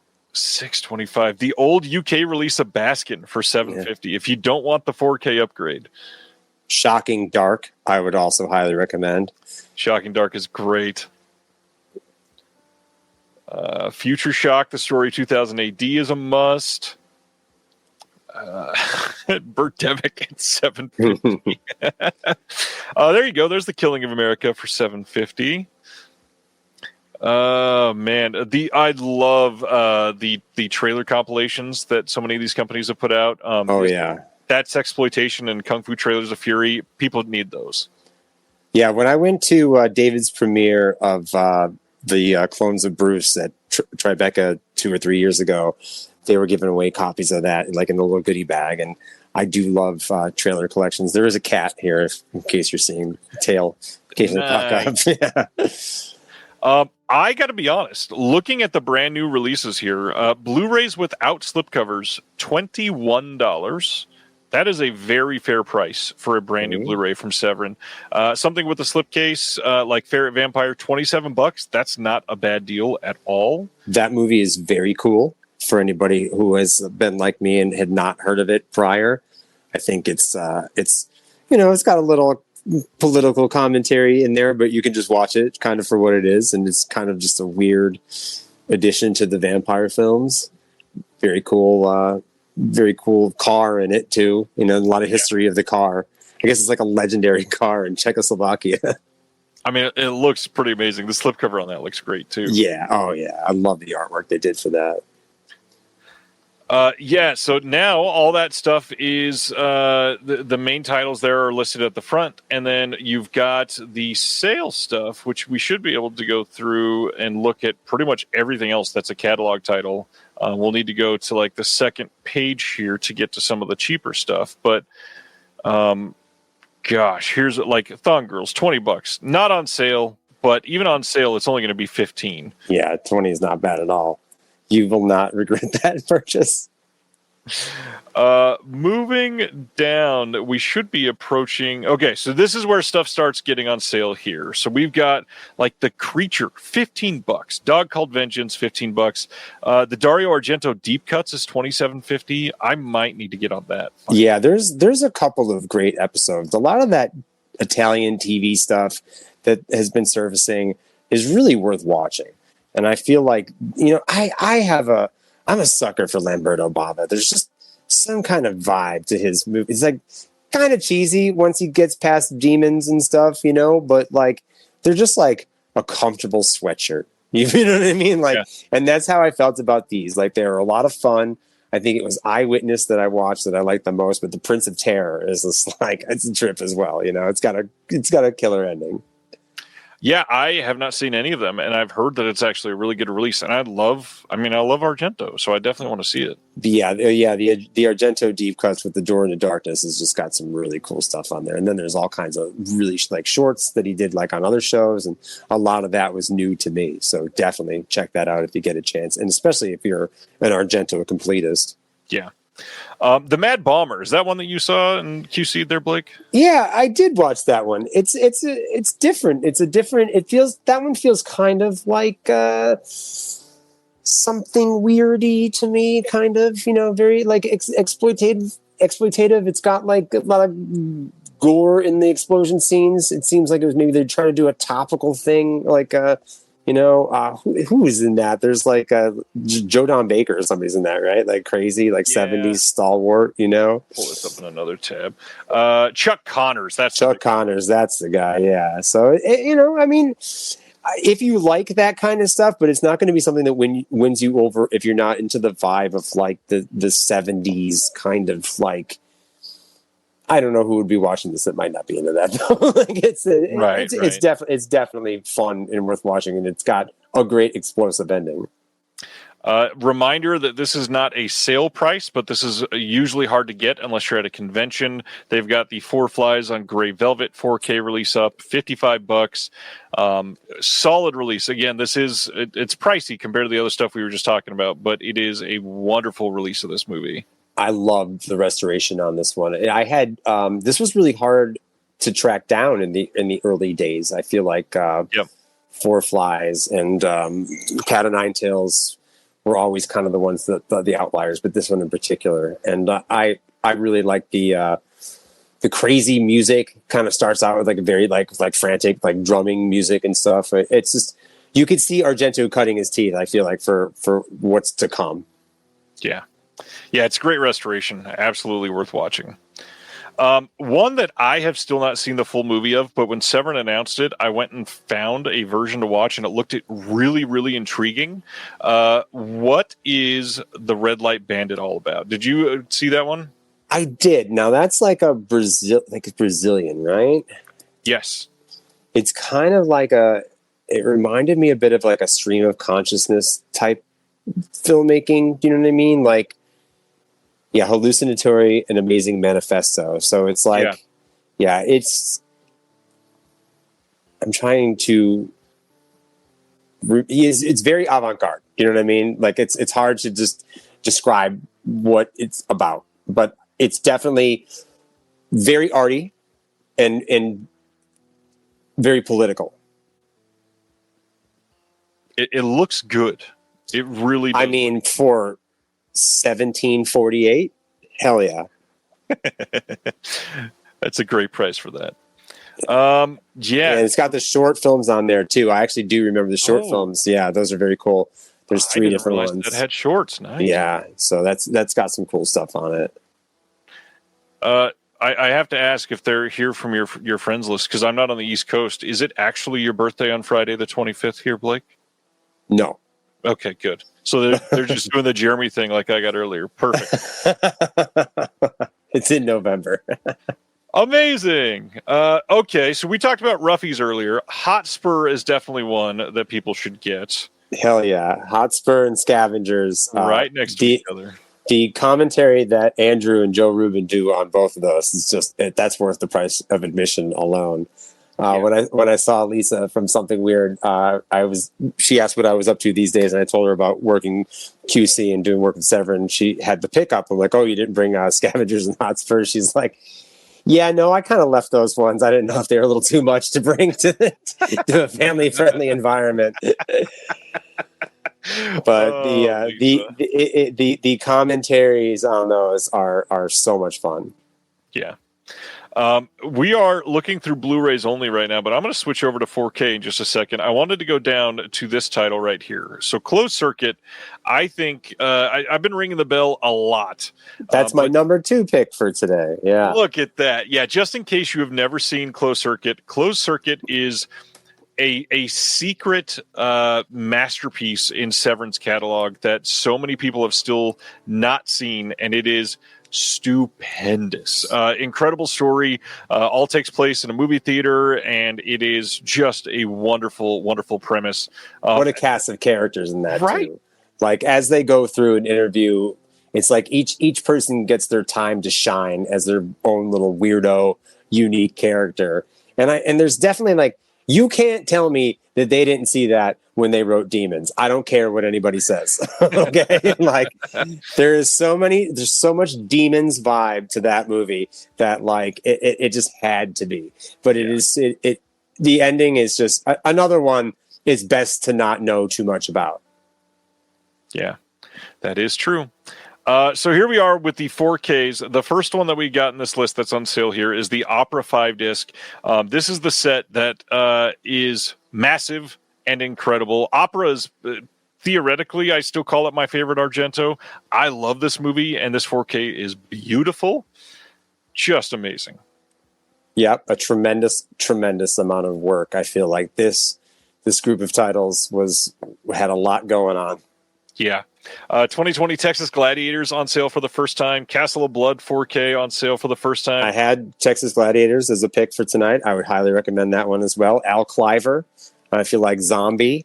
The mustachioed ginger man who shows up in a lot of Fulci and other assorted Italian films. Joe D'Amato, he gets a chance to shine as the lead in this one. And it's like, if you like Fallout and those kind of things, it's kind of like a post-apocalyptic vibe, but kind of like a spaghetti western. I don't know, man. Highly recommend that as well. And anytime you're going to get the soundtrack in there to this Italian stuff, it's like, you got to jump on that. Yeah, I actually listen to these CDs, and it's so nice to have some of these in high quality, like proper recordings. It's a godsend. Severin does great stuff on that. I'm sure it's no surprise that, like, I'm a big vinyl guy and I listen to a lot of vinyl. What? But, yeah, right. Like CDs, especially, I've kind of gotten back into, and like, because I like to, I do a lot of streaming, but I like the being, listening to one album at a time. Whereas with streaming, you drift off and you don't listen. You just kind of just continue. Vinyl, it forces you to like refocus your attention every time you flip the record, but I don't always have that kind of time if I'm cleaning the kitchen or something. But if I still want to do that, a CD, and they sound so good, put them across my 5.1 system. They sound great, like. This is going to be ridiculous, but just was it 2 days ago? I think I finally remembered a password for a hard drive that I had from years ago, from all of the CDs that I collected for years, and was able to get into it to load it into my current hard drives, and found out it was 450 gigabytes of like my entire life in music, and I'm so stoked just to go through everything again. It's awesome. Like, I was definitely like on this LimeWire phase or whatever you want to call it, where I was just like for a while, kind of, and that's one thing, physical media collecting has its ebbs and flows. I had a big VHS collection and sold it off, you know what I mean? Yeah. And I had a lot of DVDs and sold them off. And when I did that, it was like I hung on to all the Euro stuff and the things that I thought would be obscure and sold off, like the Jasons and the Freddys and the things that I knew would get another release, and like collecting kind of has ebbs and flows to it, And there was a while where I was like, I'm just going to fill hard drives with stuff,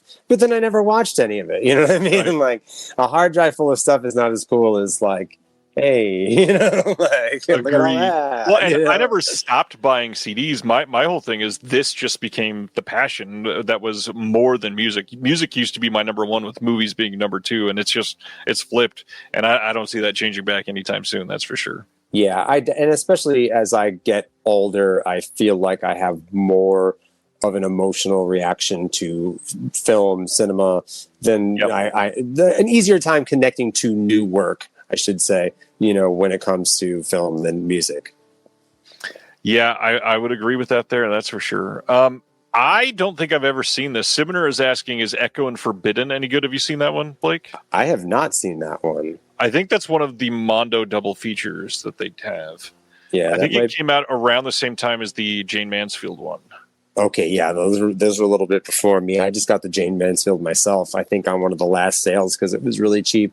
I do like Mondo films, as we discussed before. They're kind of, but again, that's something that you can kind of haplessly wander into animal violence if you're not careful.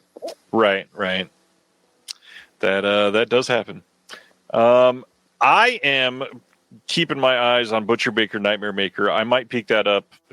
I might pick that one up. I've been very, very wanting it since it went for sale with them, because I remember seeing that years ago, and I need the 4K, I think. Yeah, it's a lot of fun, man. I know Andrew loves that one a lot, so he was really stoked when we were working on that one. I'll shout out The Psychic. Really great Fulci film. The 4K looks very, very good here. It is. That's as good as that movie is ever going to look, man. Indeed. I do like that later era Fulci too. You know, it's charming, if not his best work. Oh, no. Dude McMahon is saying they've got Cruel Jaws back up. Uh-oh. Let me pull that up real quick. Is it with the slip, or is it just with... Okay, so it's the Blu-ray of Cruel Jaws.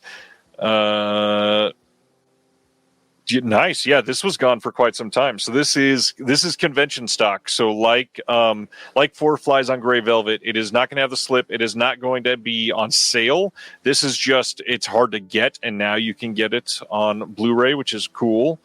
I'm glad they have this opportunity back up there for some people. Did we talk about Fearless Dragons? I think it was mentioned, but not like in depth yet. No. That is so fun. I mean, if you're looking for a good time pizza and beer kung fu movie, like that thing is just a blast. Dude McMahon is saying Mask of Satan. Too bad it's not on sale. This one is not going to be on sale till the next sale. I believe Black Friday is the first time that will be on sale, because this one was just released last Black Friday. Some of their older 4K stuff are great titles that I would recommend as well. Nightmare looks really great on 4K. Yeah. Oh, yeah. Nightmare's amazing. I saw you reaching. I was like, are we going to go into it? No, we got a cat. That's all. Oh, perfect. The 5 Days, another Argento. That one's on sale for that 4K. Love me the Acción Mutante, the Alex de la Iglesia titles that they've done are just incredible. Here's one I see that I could recommend: Faceless. Nice. Jess Franco for people who don't like Jess Franco. That is true. And it's got an unforgettable theme song that you just cannot get out of your head, for better or for worse. I'm thinking about it right now. But it's got a lot of great gore effects in it, which I think that, like, can't think of a lot of Franco where it gets gory other than Bloody Moon, maybe. Yeah. But, like this one is just, and the restoration on that is just, oh my God. Like, it's, I feel like I went to France. Two that I can mention that are on the screen that I had in my stack. I think these are, my only 4K ones that I was going to talk about, other than Spider Labyrinth. Out of the Blue, not a very common Severin title. This is kind of that was my number one pick. Look at that. This is like one of their art house type of titles. This is Dennis Hopper at his absolute best. I saw this thing in the or worse, depending on what. It is an incredible movie. It is a depressing, nihilistic movie at some points, but it is quite worth the watch. With a just gangbusters ending that people will love if you've never seen it before. And then their very, very first 4K is one on my list that I have to recommend, because Santa Sangre is an incredible release from them. Nice little package that they put together here. This is, I think it's a 4-disc set. Yeah, 4-disc set. It's got some like art cards in here, and the restoration on this thing is just incredible. It is a Jodorowsky film through and through, but man, this was shocking when Severin first put this out, because it was a film that people were like, oh yeah, this is pretty good. And then they did their 4K restoration. Was, oh my God, this is jaw dropping. Yeah. What a great movie. So the rest of his work really needs 4K restoration. Or did Arrow do 4K, or was that Blu-ray? Just Blu-ray, right? Yeah. And I don't know what the state of the elements, are, or rights ownership. I think that was always the big thing because it was owned by like Alan Klein, right? El Topo was like the Beatles manager guy who tended to be a bit of a bulldog. Still owns it here in the U.S. Yeah, he's the reason why the Verve had to hand all their royalties over to the Rolling Stones for their Sweet Symphony. The guy's a bulldog for the rights of his intellectual properties. Yeah, that's a common thing, unfortunately, with him. It happens. I get it. I mean, it's like Richard Rubinstein in Dawn of the Dead. It's an unfortunate. Well, yeah. Man, I never forgave him since like the late 90s when he sent cease and desist letters to the Dawn of the Dead fan pages. Like I was like, I had like my first compact Presario computer, and I'm just like discovering the whole, like you were talking about the internet third spaces the other day, and like if you lived in a small area, or you liked a certain kind of like, I didn't, I had a few friends that were into this kind of stuff, but getting into broader conversations, with people came through, going on old message boards and fan sites like that and everything. It was so much harder to obtain information about movies and stuff then. If you couldn't just pull up the IMDb for Dawn of the Dead, or it almost like things would take on like a mythical status. You would hear of them but never see them. Yeah, and to literally pull away like one of the only resources was just the most asshole of moves. Yeah, and so he's always been, and he's definitely not hurting for money since he produced like Dune and things like that. You know what I mean? But right. So some of the Severin merch is on sale, not at necessarily 50% off, although some of them are 50%, and some of them are even more on sale than 50%. But I mean, shirts at just over $15 is a pretty good deal. You've got stickers for like $1.50. Hoodie for $38 for Severin is pretty good. I love the hoodie, and I can't speak highly enough about the water bottles. There's 2 of them. I have one of them here. I love the water bottle, yeah. And the metal one is also great, but I don't have any of the water bottles. I guess I'll have to look at that. Yeah, I'm into the glassware, bro. I think I've got the pint glass. I think I've got the coffee mug. I've got the little Wake and Fright pint glass. Nice. Yeah, I'm a glassware dork. Nice. So yeah, the opera shirt is a really nice one. I love this Severin podcast logo tee that they've got. Some really good stuff to look through here. Let's go through a couple more of your recommendations, Blake, that we haven't talked about. Sure. I mean, for the most part, I kind of blasted through a couple in there because you mentioned them. We got Faceless, we got Texas Gladiators. I know I haven't brought it up yet. This was one of my favorite films. I love Cemetery Man. However, the QC process on this was quite rigorous, and I don't know if I'll ever watch it again. So it's an amazing set, though. And again, like I spoke of it earlier, like it looks better than the film has ever looked. It's just, there's so much detail in the cinematography of that was missing from every other presentation of it before. And the 5.1 or I think it's Atmos on this one, is it not? Great sound mix. That set also has some really great extras too that don't get praised enough. Just truly an altogether really, really wonderful set. Yep, and I'd say otherwise Vampiros Lesbos. Yeah, that's a must. Jess Franco fan, or if you're just getting into the Severin stuff, that is definitely one that you have to have. It's Franco. I'd say that there's 2 entry points there for Franco, depending on which angle you want to take in my recommendations. You got Faceless, which is a little more of a straight up like kind of exploitation, I don't want to say slasher movie, but horror movie. And then there's Vampiros Lesbos, which is just like free jazz Dracula. Yep, and it's good. That's the big thing.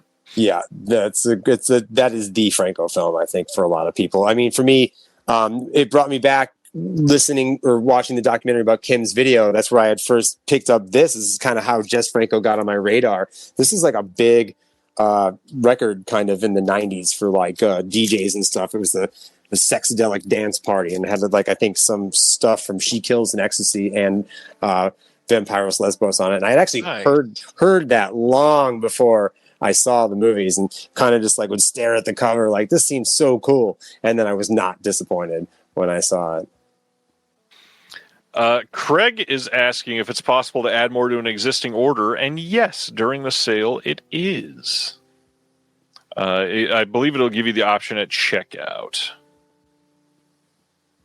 All right, give us another title there, Blake. Oh boy, geez, let's see. When we went through Gwendolyn, Massacre in Dinosaur Valley, did we talk about Voluto Nero, my pick that was out of the Black Emanuel set? I think a little bit. Another Al Cliver, great character actor from Italy. He's in the Texas Gladiators, zombie, all that stuff. He plays a bit of a cult leader. It's kind of like a disaffected rich people sex vacation weird trip out movie, but like it's got a lot going on. And that's definitely, I don't know if that would get a standalone release. I know I'm sorry, what is in the Tales? The Spanish TV series. What is Tales to Keep You Awake? That, if you have not seen it, I would highly recommend. It's kind of like got, like a Twilight Zone vibe, or like Outer Limits. And if I remember right, this thing is like a shocking amount of content in here. I feel like there's a bunch of episodes, right? Yeah, the runtime almost 1,500 minutes. Yeah. And if you buy it right now, it's $17.48. I feel like I worked on that for like half a summer. Let's see. Sib, do you think the pickup is going to sell out before it goes on sale? No, I don't even think it's limited. So no, definitely not. I would snap up. If my personal sale approach for this one would be to snap up a lot of those cheap titles right away, because absolutely that is like a great way to bulk up your Severin shelves. And some of those 750 ones are likely closer to selling out. Or at least going out of print. Pickup is limited to 2,000. I did not realize that. If that's the case, maybe. I don't know. It's not one that I see in a lot of like haul posts or anything. I think the Lee Frost is a little bit of a tough sell, maybe. Yeah, in 2025, I can see that being the case for sure. But again, like I said with Black Emanuel, like all it takes is the right reevaluation and the right lens on these things to kind of, and appreciate cinema as a time capsule, On that note, one that is super relevant right now, I think I'm close to coming up to it here, so I will scroll for a second to verify. There it is. One of my favorites in the entire Severin catalog is the Canadian film Siege. Have you seen That's Siege, a cool Blake? one. That is a very cool one.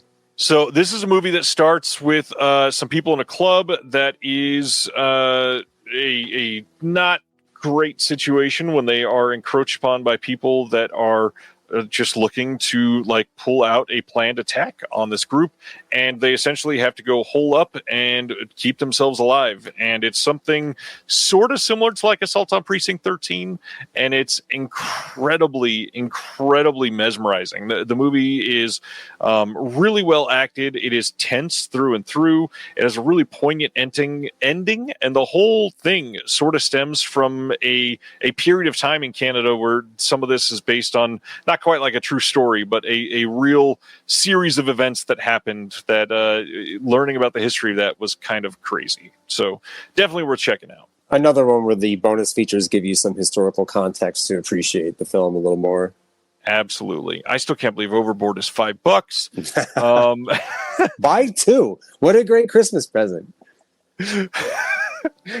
Hello, Grandma. I bought you a Blu-ray copy of Overboard you can't play, and it is probably problematic in 2025. Well, if you loved Grandma enough, you'd buy her a Blu-ray player too. yes, indeed. Lots of fun stuff in their catalog starting around this time and going back that a lot of people still have not seen. Night of the Demon is the classic Severin, we're going to rip off your dick Bigfoot movie. Don't Go in the House, also. Great movie there. I love that one. Fantastic. That's a Stockholm Syndrome movie. That's a movie that I thought that I hated until I started working on it, and then I discovered that I actually love it. Dude McMahon is saying the free shipping threshold was 100, but it's wanting to charge me $10. Did they stop, or did they change that? Let me look up their policy here that we just had pulled up, because as far as I'm aware, I thought 100 was still the free shipping. I think you had to choose that. It says select at checkout if you look at the... Yeah. Is it giving you the option to get free shipping if you select something else, McMahon? Yeah, it says free media mail shipping over 100, just select it at checkout. So there should be an option there for you when you're in the process. You shouted out Midnight earlier, and then I want to shout out Cannibal Man. This is one that I had to watch a couple times to appreciate. I did not love it the first time, and then watching the second time, and after learning about all of the political context behind the Franco regime and everything, Cannibal Man is really well acted. I think people will appreciate that if they have never seen it. It's worth a watch. I think when you're looking at a lot of the Spanish stuff as a reaction to the end or the dying throes of the Franco regime, it makes it all the more interesting.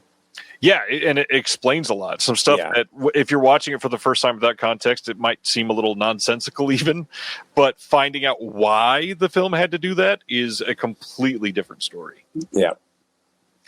I know that we're talking about sharksploitation stuff a lot because of what is in the brand new titles, but we should probably point out Deep Blood, the Joe D'Amato film, which in the Severin catalog before did not have a lot of friends other than Cruel Jaws, and now it's got quite a few that it can hang out with.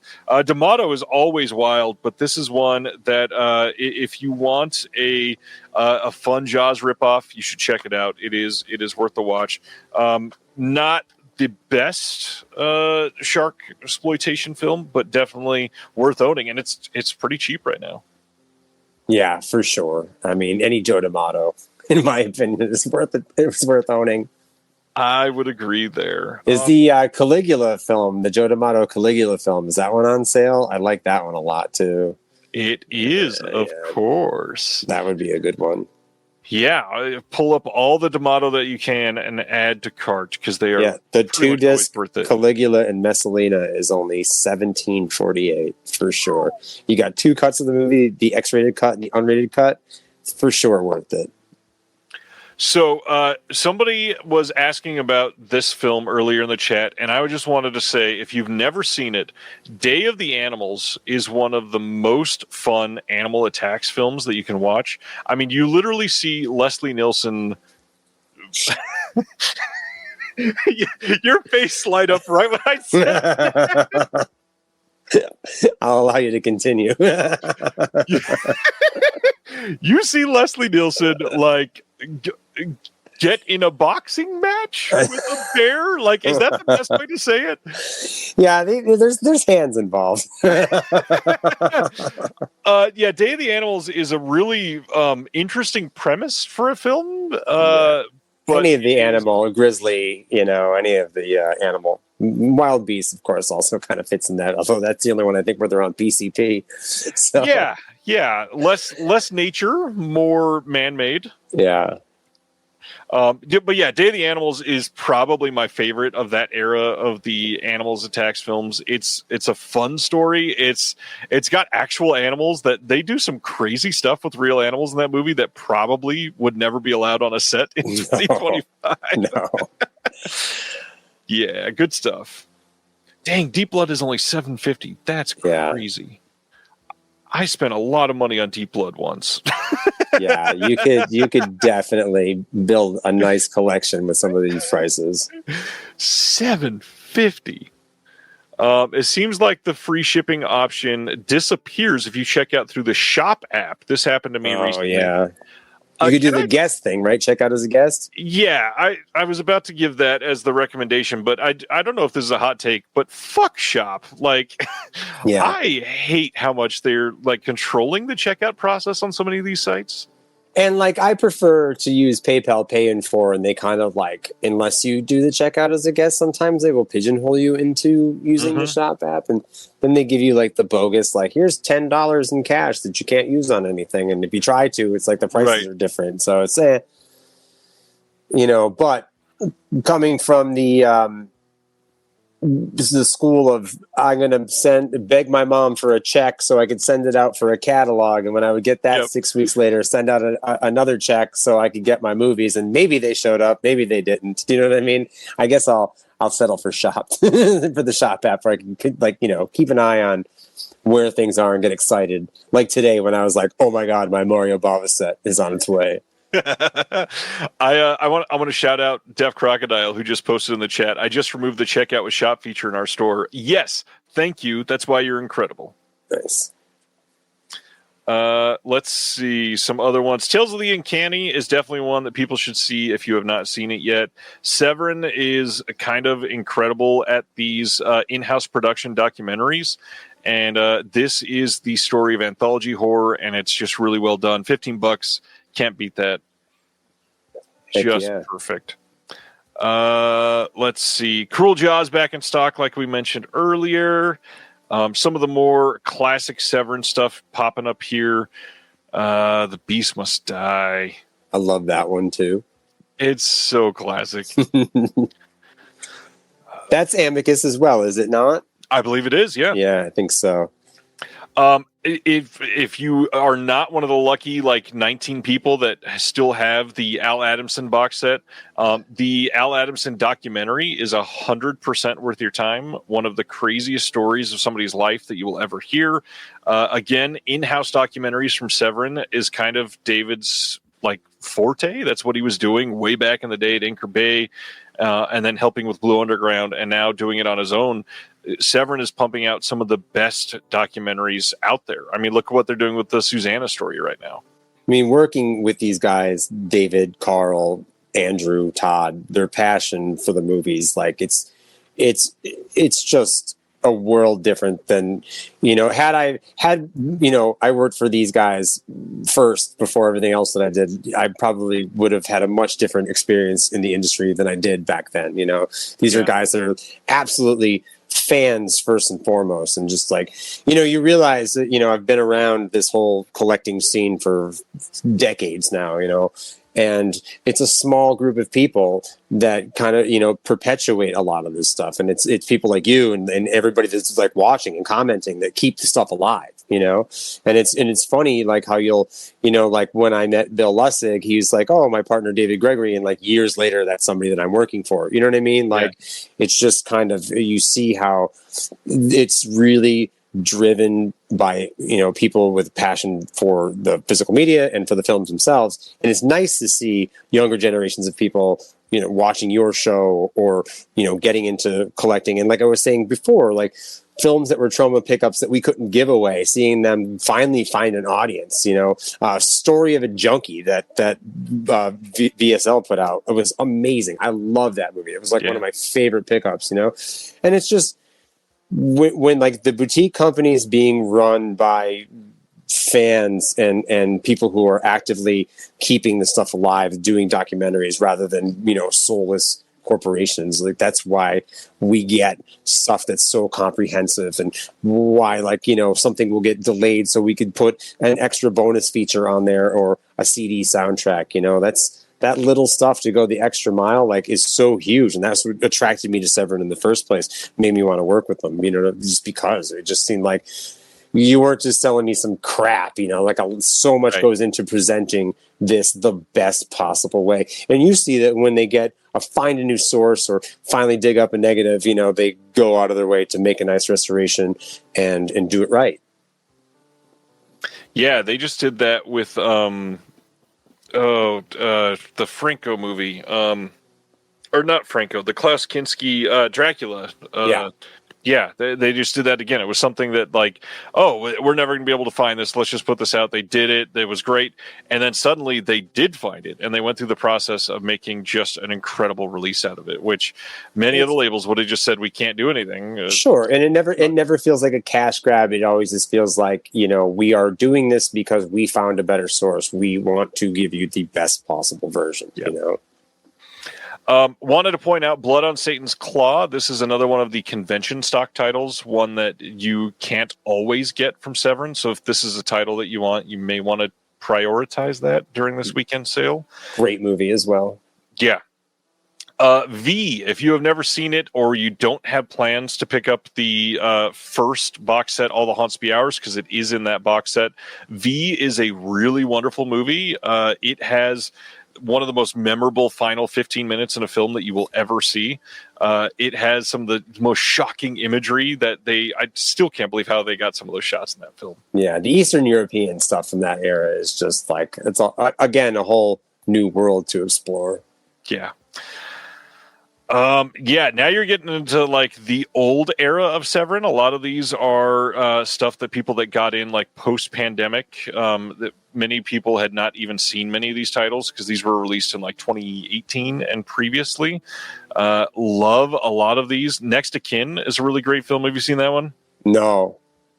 Next to Kin is good. People need to check that out. Skinner, that is one that will make you feel a little creepy for sure. All the Colors of Giallo is another one of the documentaries you should check out. They also have All the Colors of the Dark. That was a sale 2-disc title, came in this little fancy dual package that they put out back in the day. What else? Anthropophagus and Absurd. I believe these said that both of these are coming in 4K eventually. I think they're working on restorations of those still. So if you're not like, I have to hop on 4K, these would be a good buy right now, but if not, you may want to hold off on those. The Changeling. This is another one that is a title that Severin has put out multiple releases of, and their 4K of The Changeling looks great. And this is just an amazing classic horror movie. Probably one of the creepiest ghost stories, I feel like. It might be my favorite ghost story. It's so great. Good. It's so worth checking out. It is a great time. The Severin coffee mug is only $7. I'd like to point out, very, very, very worth it for the glassware fans out there. Very nice. Some classics here like The Devil's Rain and Devil's Honey. Devil's Honey is a 4K now. Threads is one that I have recommended quite a few times. However, that one is another one that's rumored to be getting a 4K soon. So I don't know if that'll be Severin or somebody else, but you might want to check it out. Nice. Yeah, that one. I think Diabolic posted a couple weeks ago saying that like sales had gone up on it, like after like one of the most recent crises. I don't know if it was Iran or one of those things. Like that's certainly a choice, like of your viewing. Yeah, just embarrassing. More of these trailer compilations listed on this last page here. Dark Waters is another one that is... that one's in the first All the Haunts, right? I think so, yeah. And that one's a different disc even. So if you want everything, I think this one has different special features that are not in the box set. Kathy's Curse, but that's the older Blu-ray. Yeah, and that one is on 4K now. Dr. Butcher MD has a 4K now as well. Dr. Butcher 4K would always be in my top recommendations. The Lost Soul documentary. This is one that everybody should probably see at least once. If you're into the Island of Dr. Moreau's story, you got to check this out. And then there we go. Vampiros Lesbos and She Killed in Ecstasy. Both are, if you're getting into Severin, you probably should have both of these for sure. Definitely must have. That is the end of the Blu-rays. Let's go over. I'm going to look closer at some of this merch stuff. $7 coffee mug is intriguing. Jeez, that is cheap. Yeah, I recommend. It's a nice one. Severin shot glass. I definitely already have one of those. I don't need a flask for anything. Why do I feel compelled? Cloud Mage says The Changeling is unbelievable. One of the most shocking openings to any movie ever. Love it. Been putting off the 4K upgrade, but the sale might force my hand. Agree about Next of Kin and Changeling, says Couch Odyssey. Two good movies. What else do we got? Website exclusives. Lots of stuff going to be on sale on this one. They've got a lot of slipcover stuff that you can't get anywhere else that's on sale this time. Nice. Gosh, $17.50 for some of these titles that I've been wanting for a while might be forcing my hand, I got to admit.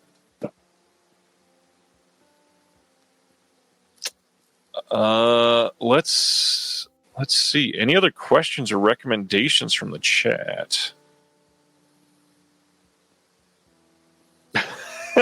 I just realized they're still selling the Kathy's Curse 4K box. I didn't know that. I might need to pick that up. I have one. I don't think it lights up. I'm not surprised. I don't think it ever did. But I think that was one that I just asked for and was like, I don't care if it works, just send me one, like. It was a good idea. Yeah. I mean, I remember the old Dead Pit VHS slip back in the day, but it is a gorgeous looking cover regardless. I mean, I love the slips. Yeah. Cloud Mage wants to ask what Gwendolyn is like. Why don't you talk about this one again there, Blake? Yeah, it's kind of like, I won't say it's a comedy, but it's definitely funny. It's kind of, like I said, it's on par with Emmanuel, the Sylvia Crystal one, in that like it's got great mise en scène. Everything is set up perfectly, but it's just really goofy. And I guess it would be like kind of a sex comedy. It's got Tawny Katane in it. Swing, like can't go wrong there. But yeah, it's a lot of fun. It's goofy. It's certainly not an erotic film like Emmanuel. Definitely one of the sillier ones. Yeah, it plays its hand goofy like right from the beginning.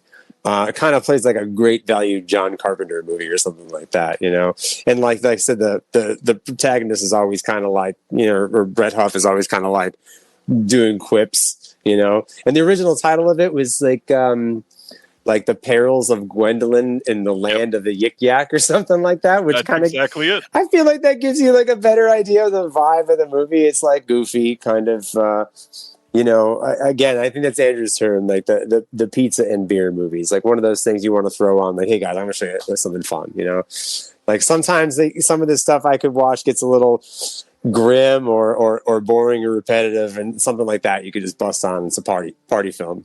Yeah. It's also got a great soundtrack by Pierre Bichet, who does some music for some of the Emmanuel films. I don't think I knew that was the same composer, and now that makes perfect sense. I think he did maybe the second, because Serge Gainsbourg does like the third, right? Something like that. I want to shout out one that I was going to grab and forgot all about it. All About Evil is a really great watch.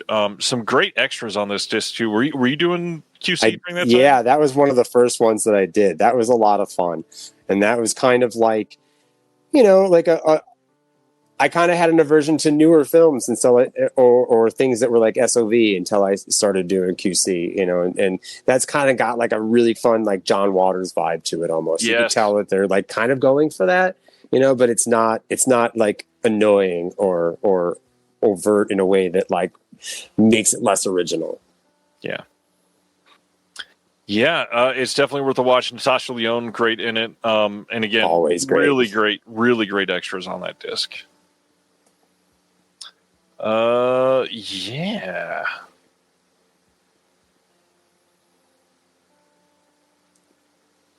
I have mentioned so many titles tonight, and I feel like there's more that I wanted to say, but yeah, what else you got, Blake? Yeah, it's tough when you're trying to like. I mean, I would just recommend so many of them. Like there's so much stuff here. Castle of Blood, of course, is amazing. I don't know if it's only it is 50% off. That's a great 4K upgrade if you don't have it. Of course, I don't think we've talked about the Clones of Bruce. If we're going to go for the box set Sunday, or is that Sunday or Saturday? Sorry, Saturday. The Clones of Bruce, if you're a fan of martial arts, I mean, you could grab Fearless Dragons and that and call it a day. There's just so much, and there's so much fun in that Bruce set, and Kung Fu films, Asian films in general are kind of another thing that I've kind of just really started to get into through work. I did a little bit of work on one of the Shaw Brothers sets, I think Shaw Brothers 3, and that was when I kind of started to like, okay, maybe I do really like this stuff, and get a little more appreciation for the choreography and things like that in the films. Yeah, I think the Bruceploitation box is the main thing on my mind for this sale for sure. I for some reason been holding off, and now it's time. Yep. Don't wait any longer, bro. I mean, yeah, it'll be $100. And for those that have been like on the fence on that price, don't forget that the Severin store release has a full extra disc that the wide release does not have for that title. Nice. So these are some of the newer ones that we haven't spent a lot of time on, but keep in mind some of these bundles are limited.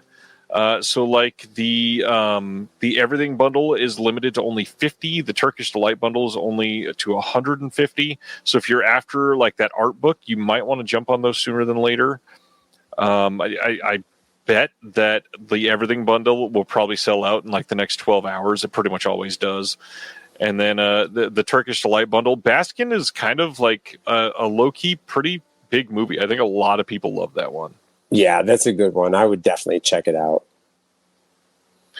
While we're just scrolling through some of these things, let's go through the QC process some more, because for those that don't understand, what are some examples when you're looking post restoration? What are some of the things that you're looking for? I mean, I think the biggest thing, you want to find any kind of like dropped frames or any kind of like weirdness going on. It always seems like more often than not things that get missed are things in the periphery, like when they're scanning the film. You'll see things that kind of like will slide to one side, making sure that things are framed correctly. And especially when they're doing like recreations of the edits from the OCN, there's a lot that go wrong there. And it's a lot of digital stuff and digital artifacts, restoration artifacts, flashing. There's a million things that could go wrong. And that's just in that stage. I obviously am not working alongside of like the color correctionists and things like that. But when something is wrong, you know what I mean? Or like Dolby Vision, things like that aren't working, like you're going to know. Yeah. So post the restoration and they get everything ready on the disc. How are you checking the disc to make sure that it's good for production? So I either use like the old Oppo 203 player, which you can basically get like a disc image or emulation and play it off of that or I could burn it, depending if I want to try it on different machines. Sometimes I have a PlayStation, I have an Xbox.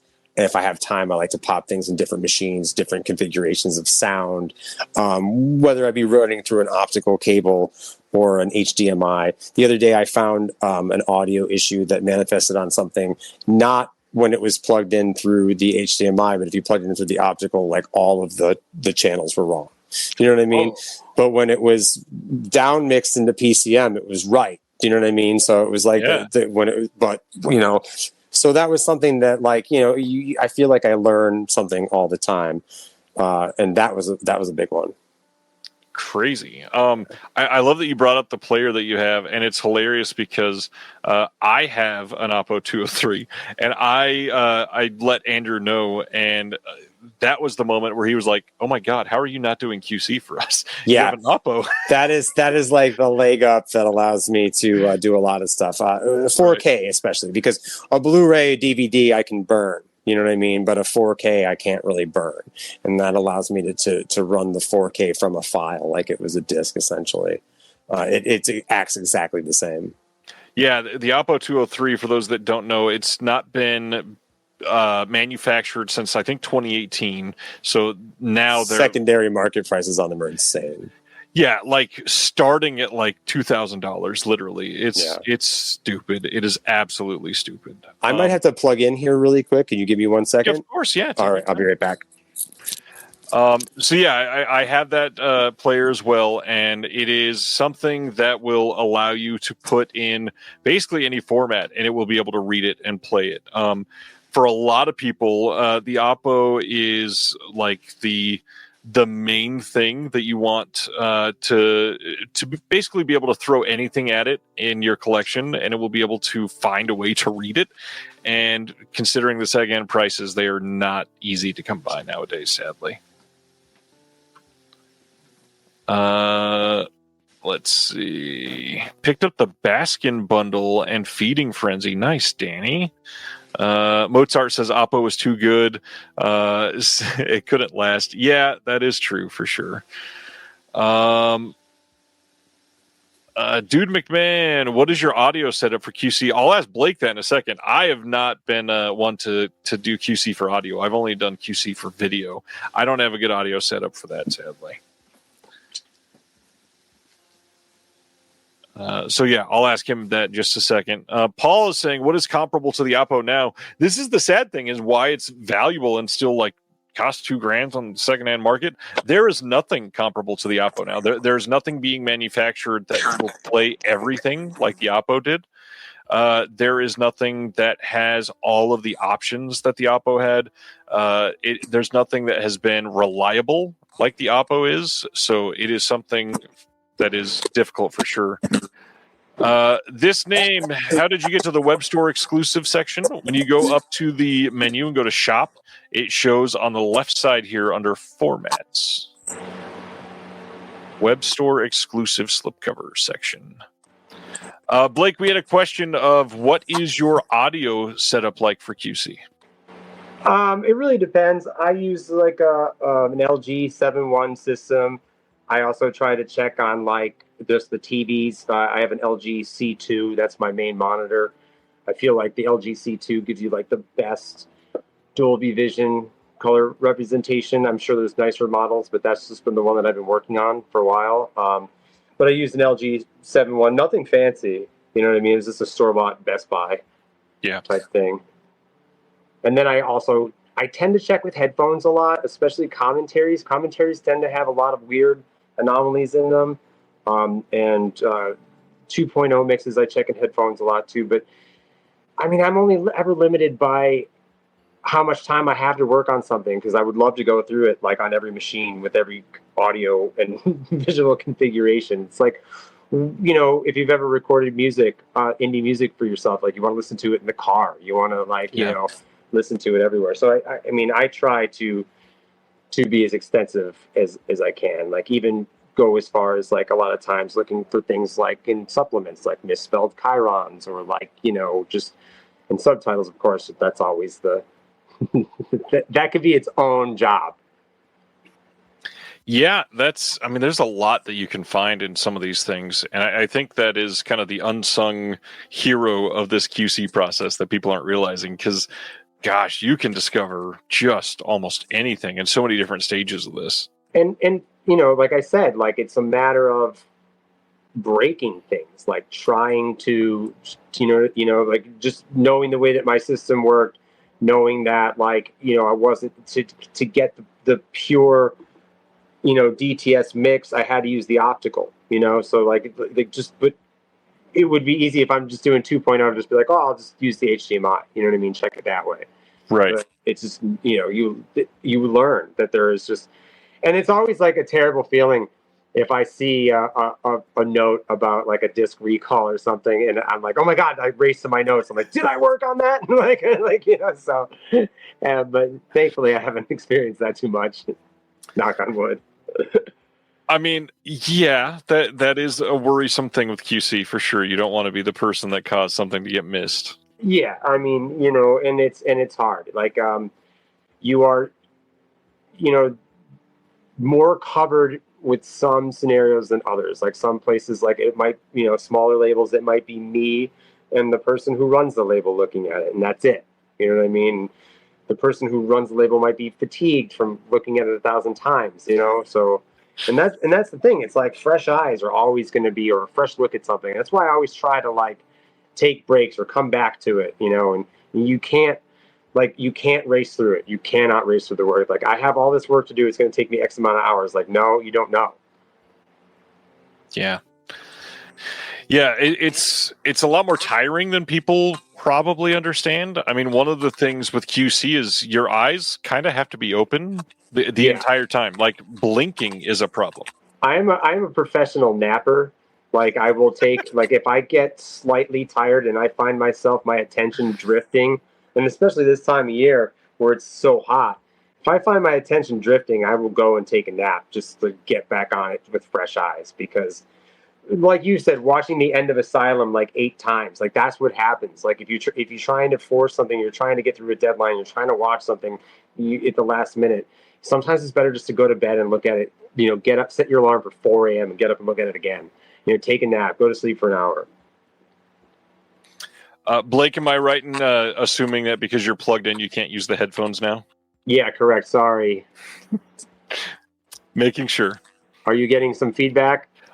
Ever so slightly, plus you're a little quieter than you were, but that's okay. I might be able to switch back in a second. I'm at like 17%. We ran it down pretty quick here. Understood. And now you're sideways. Uh-oh. All right. Well, hang on. Let's see if we can come back. There we go. Yeah? You're good. All right. I'll try to be louder. Well, maybe we've looked through most of the titles. We're probably close to the end here. Did you have any on your list that you wanted to share that we haven't yet? I feel like between the two of us, we covered all 10 of them. I would say Out of the Blue is my number 1. Closed Circuit would be my number 2. I love this movie. I love Closed Circuit. I love that we were on the same page for both of those. Yeah. Out of the Blue is like that 80s renegade filmmaking vibe that I was talking about before. I had a great quote that starts off that film in particular, and it goes to show you the mind space of Hopper at this point. He said, "For a person like me, it's a miracle that I get the opportunity to direct a film because I don't listen to anybody." And it sure seemed like he was in that phase of not listening to anybody. Oh, yeah, it shows in the movie. Yeah, he's ripping beers the entire time. Very, very clearly. Of the 10 brand new films on the slate, what are like top 2 that you would recommend for people that you think are just the most fun? I would do Ferret Vampire for sure. And it would be a tough decision for me to decide between Last Shark or The Shark Hunter. So it depends. Do you like Treat Williams or do you like Franco Nero in a wig? God, that's hard. It is hard. They're both essentially, I feel like they talk about how it's kind of the same story for like at least half of the film, but they both really work for me, man.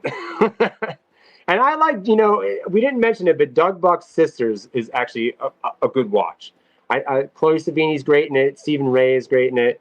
And it takes balls the size of Cincinnati to remake a Brian De Palma movie. So I give Doug Buck credit for that for sure. Yeah, that is a bold move to do that for sure. But yeah, it definitely I do not hate it. It's a decent watch. Any more questions out of the chat before maybe we call it for the night? As people are thinking and maybe writing out a question, I just want to say thank you. You have been incredible, Blake. You've answered so many fun questions. There's a question. Plan 9 wants to know, I'm half Hispanic, but I'm curious about skinheads. Any info on the movie? Yeah, it's like Claudia Fregoso and Roselle Benieri, or Drudy. Wait, what was her last name? Sorry, I'm thinking of 2 different people. It's like their take on Romper Stomper, It's and it's got the Fregoso charm. So it's serious, which is when you look at Fregoso's other work, it's hard to take it serious, but it actually is a pretty good movie, a decent story, and it's like again contemporary, I think, to that Romper Stomper, maybe American History X era of them being like, hey, look, we could make something serious too. And obviously the storyline of disaffected male youth kind of is relevant right now, Yeah. It's the first time on Blu-ray anywhere in the world, and it's Rosella Drudy is the name. Drudy, yes, that's it. Yep. I'm thinking Roselle Benieri and Rosella Drudy. Say that 5 times fast. You can't. But genuinely, great behind the scenes on all the QC process. I've only been involved in the post-restoration steps, so it's nice to hear about all the other stuff. But to hear somebody that's seen all of these in the last few months and put so much work in all the titles that we're all about to enjoy, just thank you. I know that this is not a process that you're getting fan mail for all your hard work on these, so genuinely thank you for what you do. No, dude, I really appreciate this. This is a lot of fun, and thank you. At the point that I started doing QC, I started listening to you pretty much, and really got my disc collecting in high gear. And the enthusiasm that I have, for this and continue to have for it is mostly because of people like you, Andrew, David, Jonathan Hertzberg from Fun City, like everybody that I work with that is just so enthusiastic about, we're all fans on top of working on this stuff. Yeah. One thing I do want to say for anybody that did not see it, Blake's Letterboxd, Facebook, Instagram, all that is in the description below. Go give him a follow. He is somebody that you should absolutely keep an eye on throughout the years. I mean, he's watched so many of these movies that we're all interested in. He gets to watch them before us and prepare us for it. So, it's worth it. And I had post lots of pictures of cats. If you like cats, I got lots of them. I'm surprised only one made a brief appearance tonight. Very brief. I better go check. They're probably lighting the house on fire. Hilton says, any thoughts on Ozzy lost this week, obviously? Yeah, man, that's a bummer. Like I feel like all the heavy hitters, the legends from the 70s, Lou Reed, Ozzy, and what a terrible year of David Lynch, all the legends. I definitely feel like the world that I came from is starting to not exist anymore, Yeah, it's crazy to lose Ozzy, but I mean, to be fair, we got a lot more Ozzy than I think many of us ever expected. Hell yeah, what a way to go out. I mean, if you saw any of the footage from that concert, like, it was so awesome, so cool, and just like what a touching tribute to the man, Dude's been around, like, you can't, I've seen a lot of people trying to discount his contribution to music, and that's crazy. Fan or not, you can't do that. Not at all. I mean, he is a legend, literally. For sure. Well, that's all we got tonight. See everybody back next Thursday. Enjoy the rest of the sale. Keep in mind, stuff changes every day. So like the box set sale will be there on Saturday. The Sunday will be the upgrade day. Keep an eye on stock counts. I mean, some of this stuff, for all we know, could sell out. There's stuff that's limited. There's stuff that, some of the stuff that's only $750 could be nearing the end of their license, theoretically. So they could literally just run out of them. So keep a close eye. Cheers, man. Thank you. Thanks, Blake. Have a good night. We'll see you all next Thursday, and have a good week. Stay safe, everybody. Another new first-time guest next Thursday, too. So come hang out. Awesome. See you then. Thank you for watching The Disconnected. On the way out, make sure that you are subscribed to the channel, that you've liked the video, and that you've copied the link to be able to share it with someone else that may appreciate this.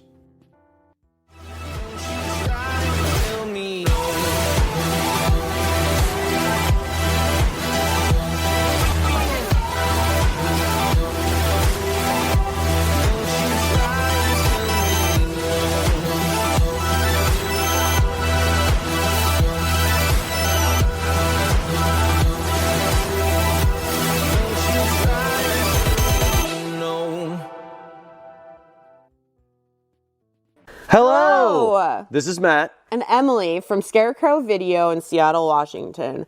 Did you know that we have the largest video collection in the world? We have over 146,000 titles and growing. That's over 3 times more than Netflix, Amazon, Max, and Hulu combined. Plus, Scarecrow now offers rent-by-mail service throughout the U.S., so check out scarecrowvideo.org for details. You can catch Emily and I, or Matt and I, if that was going to be you saying that, on our bi-weekly YouTube show, Viva Physical Media, for video recommendations and so much more. See ya! Bye!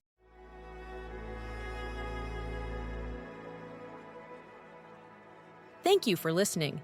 To hear more shows from the Someone's Favorite Productions podcast network, please select the link in the description